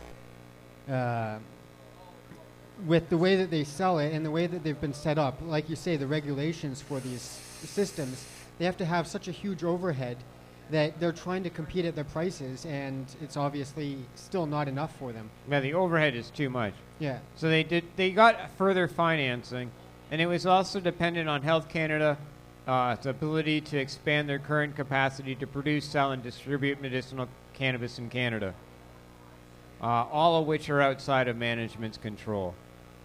It was a lot had to do with the Health Canada issue, and they almost essentially they realized, with January 31st of last year or this year. So in January, they would have ran out, but they got funding for that. They got a $2 million loan. So that kept them going for. So they were going for a few months, and I think Tweed swept in on them and made them an offer. Tweed, on the other hand, cash heavy. Tweed has enough money to burn at least another year or two. Hopefully, was their first fiscal year saw like just over $9 million. Yeah, the company's net loss for the fiscal 2015 was $9,346,000, or a loss of 29 cents per share on both a basic and diluted basis. The loss reflects the initial year of launching commercial operations in a highly regulated industry and establishing the largest cannabis growing platform in Canada. The company considers these necessary investments for an industry leader who wishes to attract and retain a large percentage of the market. Right, so they're spending money to make money. Right, that's what they say. Their cash equivalents of $21 million on hand and a working capital of $24 million. And so they were able to basically buy Tweed out. Buy Bedrocan out. Or buy Bedrocan, sorry, yes. But Bedrocan is still going to run as a distinct licensed producer, so really they just bought the name. It's going to be selling like a Corolla and a Toyota. Right. Well, I mean, no, like it's like one of the it's like the part of the being the part of the Budweiser family now. Right. Right. But where the crossover is Tweed's or Bedrocan's scientific research. So Bedrocan's scientific research will benefit everybody. Right. Well, I've heard that Bedrocan has some really high CBD strains that they're coming out with and working on, so it will benefit Tweed. Yeah. Tweed will get access, right? So that's where they're looking. Yeah, they can move money around too, because they are sitting on a bunch of cash. So they're going to at least prop up another company. What I find interesting here, Matt, though, is that they're going to continue working under their present structure and distinct marketing positioning. So market positioning, isn't that sort of like a advertisement base? No, market positioning is where you're trying to like, okay, Afira has this much of the market share. Right now, they now can say, well, Tweed and Bedrocan is 25% share of the market. Oh. So that's what they're saying. They're saying 25. So, and that's what they're saying. Oh, they have to be big, or if they're not big, we're not going to make money. And that's not necessarily true. So, but Tweed, from what you just said, basically, I heard that Tweed wants to go out there and buy up all of them and get the majority of the distribution. Right. And they're striking quick. Yeah. They're going to become the Walmart of licensed producers. Well, you know, or Molson Canadian, right? Yeah. That's how they look at themselves. And that's not to say, I mean, there's lots of craft and organic beer around. You're just going to have to shop for it and look for it and support it. And the people running those businesses are going to have to know how to run business and be in the business. Where we need to do is really, and should have, focused on the minister from the get-go and said, no, these restrictions here, they're too high. This bar, I mean, you've set up a great system, but you raised the bar so high that you're even bankrupting companies on the stock exchange. Mm-hmm. You're literally companies that should be successful, like Bedrocan and Tweed. Tweed should be successful. It should be a Canadian success story. Bedrocan should be a Canadian success story. All these companies, and not just the little ones that you've had, you should have opened the floods and allowed a large amount of these companies to say, all right, guys, let's see who can develop their business. Right. Have at it. But it's been tightly fisted by the conservatives' prohibitionist policy. Let's be honest. Absolutely. It needs to end prohibition and free the weed. Well, exactly. We need to... And I think it's a great, as I say, I think it's a great system that works, except for a few issues here and there that, like any system, we need to work through. Same with pricing. We all know that we have people on disability. And that was the first thing anybody wanted to get into this industry. It's almost laughable. If I went to the bank and said, yeah, I got this great product, it helps people, makes people feel really good, they like to buy it, this sounds great. And Take my money. And the bank, wait for it, and the bank's like, oh, Matt, this is a great product, Matt. Who's your market? Well, you know, people on disability, you know, the lowest income earners in society. Let's just withdraw that offer. Right. If you had any other product, if your business was whatever, and it was geared to disabled people who have no money because of their income, the bank ain't giving you money unless it's weed. And let's be truthful. And they're getting burned. These guys didn't do nobody did due diligence. It's like, how are you making money right now? The bar and restrictions, Tilray is backed by a major equity firm, by fucking one of the guys who did what? It's not eBay, is it? It's it's one of those funds. Tilray's invested by one of those equity funds in the States. So that's a fucking powerhouse. What? Privateer. Privateer's got funding from the Thiel Fund. It's the eBay guy, right? They start up startups. The Amazon and eBay guy just like, hey, how much money you want to spend on that? I like that. You like that? And they spend money. And they got money. They got money, and they gave a lot of money to Privateer. Nice. And fucking Tilray's laying people off. Yeah. We can't do this. So. Yeah. Well, are you? I don't know. People. It's not that people aren't. I don't know. It just should be better. It's not. It should be, and hopefully, last year we saw some developments, and we were waiting for a few court cases to happen, and they were sort of concluding now, so we can wait for the next round. Well, geez, the minister, this is what I don't get. We have a minister who would have got legal advice after the Supreme Court ruled. She would have received advice from the Justice Department on how to proceed. Like lawyers, civil servants, not from other MPs, not from people of the public, but people hired by, you work for the government's job is to, make sure you get legal counsel. She would have got legal counsels you have to do this. You have to allow the companies in the MMPR to sell extracts. And maybe her response is, well, why do I have to do it? Because without a supply, the black market or underground market is legal. As we've talked about before on the show concerning the extracts, that right now it's sort of this area that pretty much everybody can produce and... But like you were saying earlier to Russ Belville, like Oregon's example, even early on, still transfers till today. Like 70 to 100,000 people in that one state are licensed under their state program. In Canada, that works out to 400 to 500,000 Canadians. That's my argument. It's always been my argument in RV. And we're still 1/10 of that. That's still, even in Oregon, people are like, it could be a better program. Well, imagine 500,000 Canadians having medical marijuana cards. Right. Tweed might be doing a little better than 40, 50,000. Right, and that's what they're looking at in terms of numbers.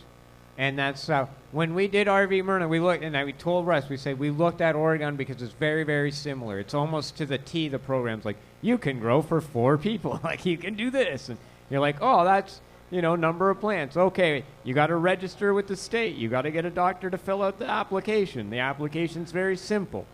And their uptakes are successful. When we get to 500,000 Canadians, which is where the medical number should be, Tilray and everyone will be doing well. Yeah. Yeah, I've heard that number before, the amount of medical patients that there will be in 2020 or something. No. But it should be. It should be growing at a much larger pace than it is. And I think some of us have lost the image of what we should be protesting about, and that should be, we should be ensuring we're protesting about accessibility for people. Same with Smith. We should be protesting this heavy. You can't have a minister just say, well, I'm going to ignore this Supreme Court of Canada, and you people in the MMPR can go fuck yourself. Yeah. Nobody's fighting for people in the MMPR. You have to, one young man, Jonathan Zaid. So we're going to do a few things. At least Jonathan... he's a lot nicer. He's going to send a nice letter to the minister and stuff. I saw. We're going to do a few things together. But I think this deserves an action. I think you can't have a legal medicine and no legal source. I was just thinking about this the other day, dude. We used to chant legal medicine, no legal source. Back in the... it was MMA. Oh, fuck. They had so many names.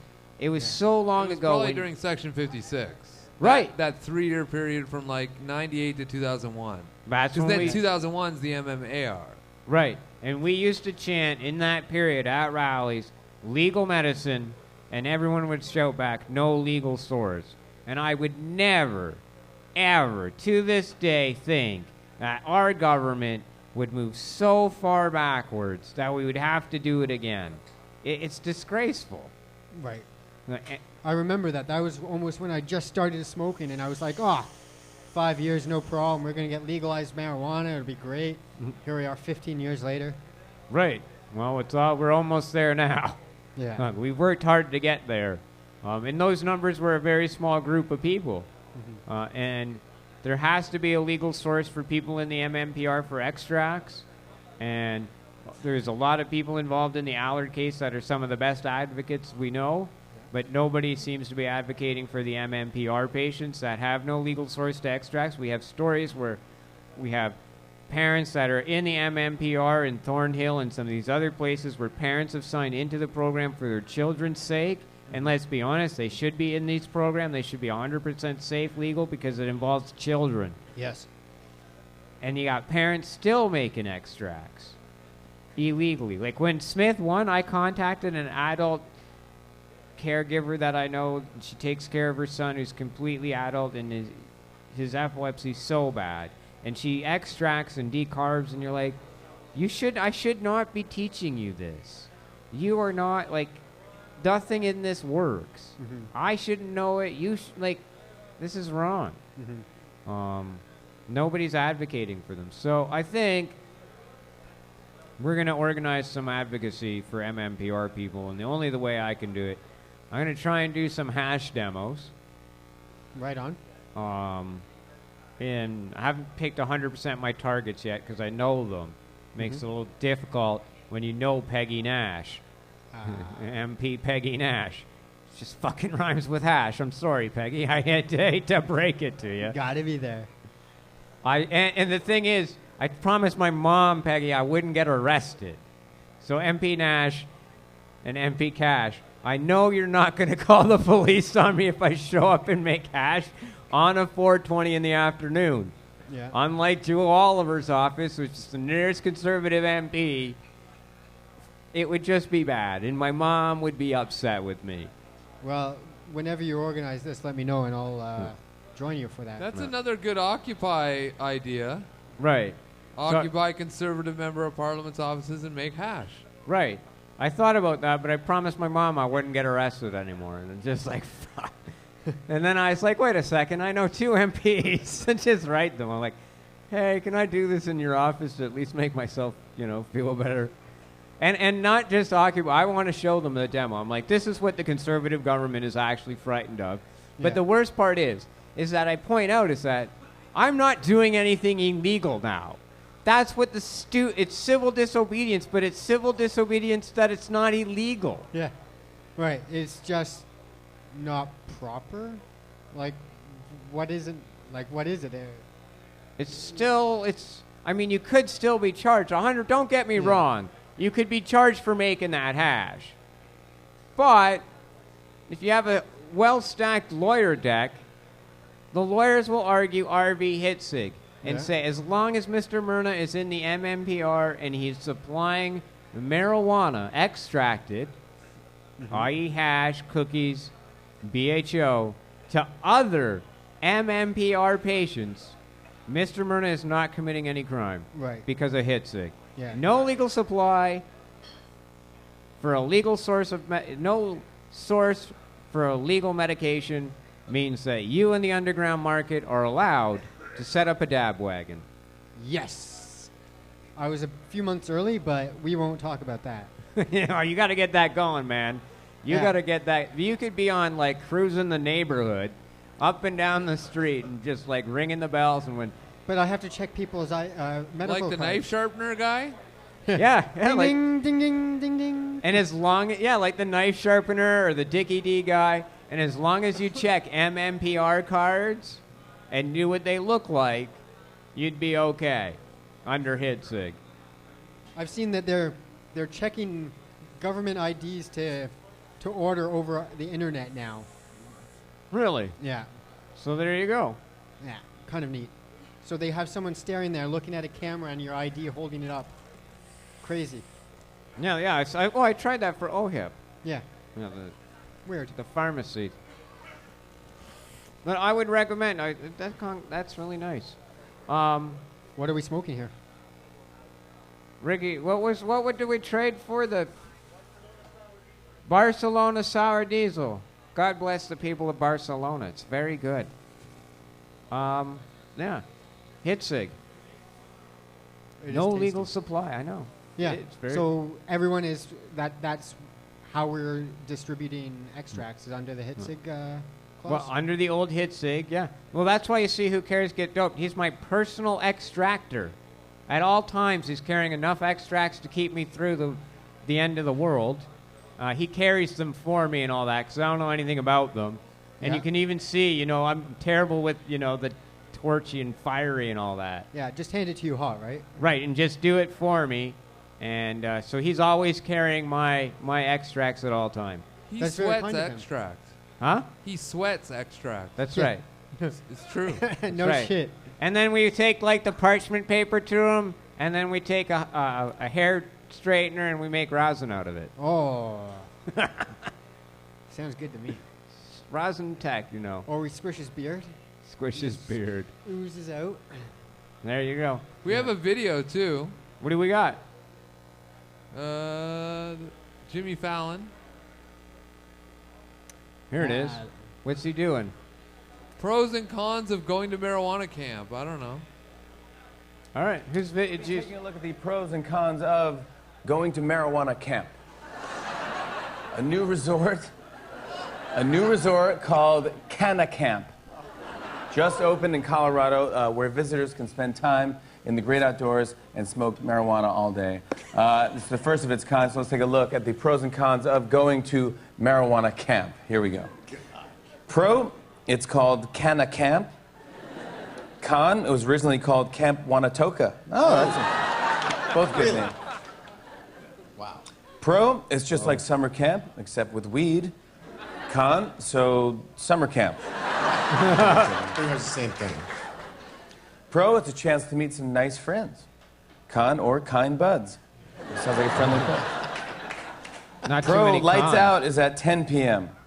Con, lights up is at 4:20. Oh, there you go. Again. You take the cannabis to get there, right? Yeah. They're going to invent that if they didn't already. Yeah, I remember, we got to invent that. Yeah, exactly. You just got to watch. You just got to watch out. You just got to watch out for the potholes. Not too many cons.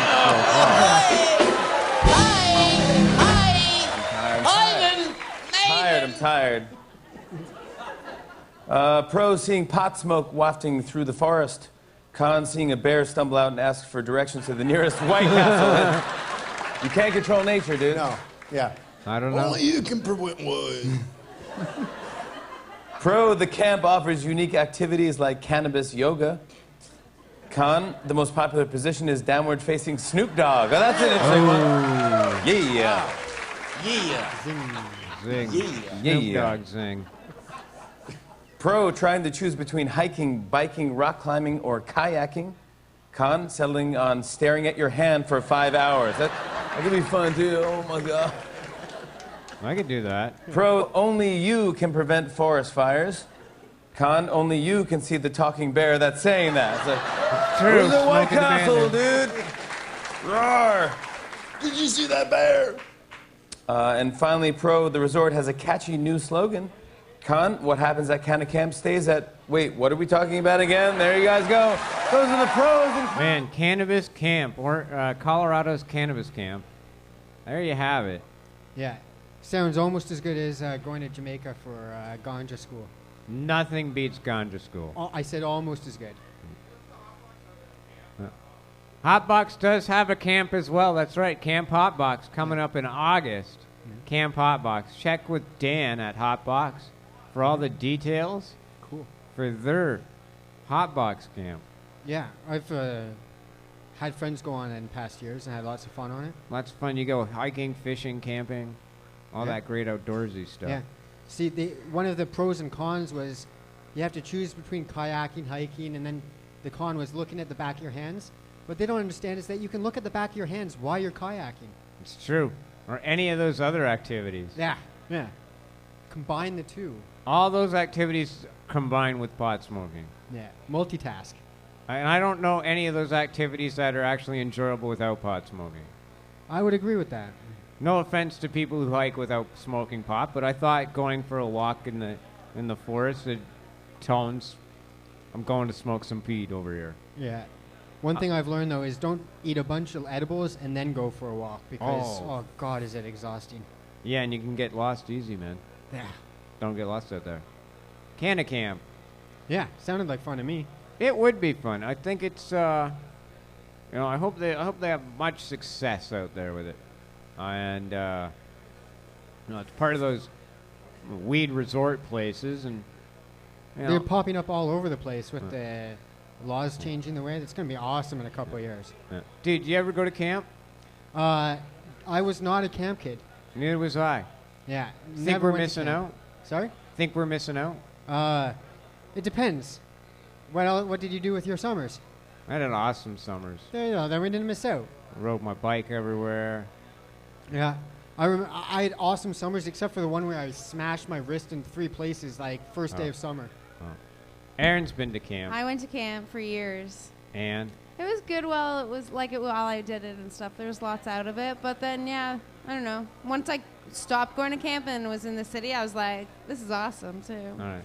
I'd go to camp for like a week maybe. It's good you make good relationships with friends and stuff. If you've got a good group of friends, if you're like going up by yourself, it can get tough. Some people bully, and that's like hard as a kid. But then the activities doing like tubing and skiing and like arts Making and crafts and sailing, all that stuff, canoeing.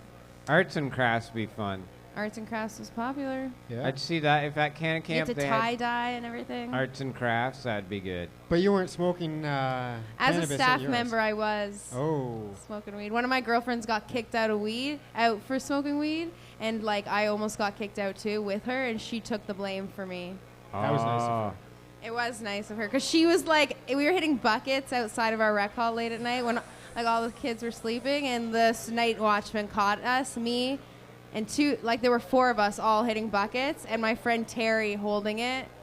Like we had to meet with the camp director the next morning, and we were all told we were getting kicked out. But we had discussed with Terry like the only saving grace is that if you take the blame, then we wouldn't have to go, and she did it. Wow. So she took the blame herself and said we were just passing by at the wrong time, and it was all her. Oh. And, Wow. She should go work for Cannabis Camp now. She's awesome. Yeah. You should make it up for her by getting her a and job so we got there. to stay at camp, me and the other 2 staff. How far into the season was it? Like, not even halfway. Oh. Explain that to your parents when you get home. Yeah. Why are you home 2 months early? She wasn't like many staff at my camp got kicked out over the years for smoking weed. They didn't have vaporizers back then. Those little handheld ones? No. With That's a couple why they grams were of doing oil? buckets. It was buckets, water bottle bongs and Yeah. stuff. Probably, stuff cut out Joints. of plastic. How did you get rid of the evidence of water bottle bongs? Because I don't- I recognize those from a mile away. I don't know, you'd reuse them over and over and over again. Like we'd have secret spots in the woods. And then It's like, you wait, just is throw that them a out, I skunk guess. nearby? What's that smell? Yeah. I don't know. I'm sure all kinds of crazy party camps people do. It depends on but more and more now, I'm sure it's harder to get away with that stuff. Oh, People yeah. crack down on it. You're like watching children and stuff. You can't be Well, like. that's why those little G-pens with some oil would go a very long way at, Sure. you know? What about Jason? Should we worry about Jason at camp? One of the things when you were smoking weed at camp and trying to hide it, you like train yourself not to cough, like, because if you were coughing, it like echoes through the woods and stuff. It like makes Don't you wanna really. Track serial killers that may be lurking out there. It gets you caught. Like used to say, it's like bait or heat score and things like that. So, yeah, you'd have to like hold your coughs in. No. Ouch. We didn't go to camp, so what did it matter? No. And if we go to camp, it'll be cannabis. But it camp. trains you a bit. Like as like most stoners aren't activists like us. Most people are hiding it from everyone and stuff. So it does train you a bit. Nah. And like Mike Rita talks about, being a stoner when you're in high school and stuff's the most fun because like the paranoia and all that stuff. No. I agree with not you as that much- it's not not as much fun fun. always. You know, I'm 42 years old and I'm having more fun with cannabis than ever before. It would have been way more fun if my friend Terry got to stay at camp with me that summer. That's right, because she supplied the weed, didn't she? Well, we just liked smoking weed together, so I lost my toking buddy. Oh, there you go. Did you keep smoking for the summer? Yeah, Just Right. more careful about it? yeah. All right. I had other, like my, yeah. She was just, I missed her. Well, get her a job at cannabis camp. She's a teacher now. Perfect. Oh my God, she's fully qualified. She is like so fully qualified to go start cannabis camp. You know, mother adults. They're going to be slightly unmotivated at times, and you'll have to motivate them to do yoga and stuff. But once you get them moving in the right direction, they're pretty good. When to feed them sativa. I put sativa in all your breakfasts today. Yeah, where's Toronto's Toker University? Yeah. So, I don't know. What else you got any other videos? Goodwin, if you find Dean Del Mastro's video going on the bus, we should definitely, I mean, how many people have seen Dean Del Mastro in the... It's a good clip. I'm the one who Chris likes uploaded it. watching Like it. within seconds of I it. know. There's also I retweeted your tweet, and lots of people retweeted your tweet, eh? Lots of people tweeted that. I know that one got like 30 retweets. It was weird. Well, I hit it and tagged it, and it was. You were right. You were like one of the first people to get it right. Oh, here it is. Here's Dean Del Mastro. Yeah, Get watching into- live. But there he is. He's not connected. Oh, here you go. We'll watch it. Move to your left, please.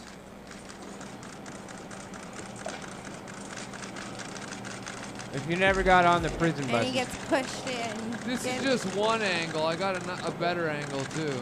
Get in. they're not pushing him. They're just kind of helping him. Oh, they push him. The nicest help I've little ever push. seen in a prison van ever. Did they take him to Burger King? The He did have nicest his one. legs shackled. He had to. It was beautiful. Well, come on. We've all been there with leg shackles, and usually, now here's the thing, and Chris will say, like, oh, it was really lit. They waited until the end of the day, clearly. They waited until, like, oh, everyone else is gone. You're going to be on the last bus. Then they called the jail to make sure that they had a cell ready for him, and no one else was around. Like, he did not encounter anybody. Special treatment. Yeah. Look at his snazzy dress. Got a nice suit going on. Yeah, see, he didn't get the... Nice shoes. There he goes.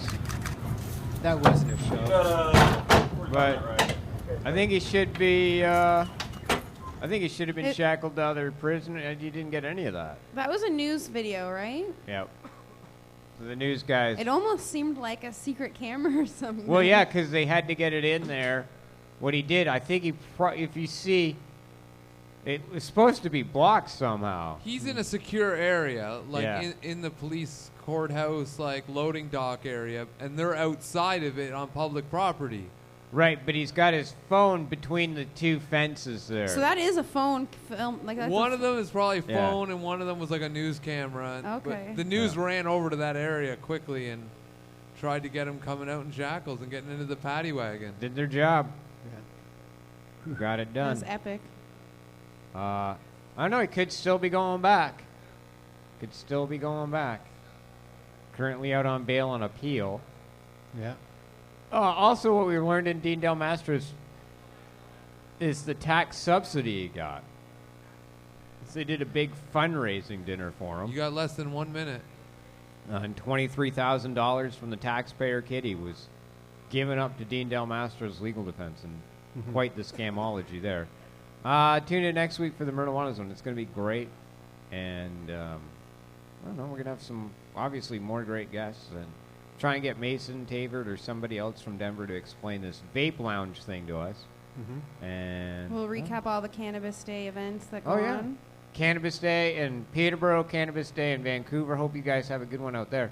And Oshawa Cannabis Day, Saturday in Oshawa. Take the go out there and enjoy that one. It's not too long of ago. That's actually where We've We been. met for the first time. That's right. We may end up there on our bikes. On your bikes? Yeah, we'll put them On on the Saturday? go. Yeah. Very nice. Put them on the go and ride them over to the park. Yeah. Go home. The time now is 4:20 in Amsterdam, and that concludes this week's show. Please tune in next week, same token time, same token place.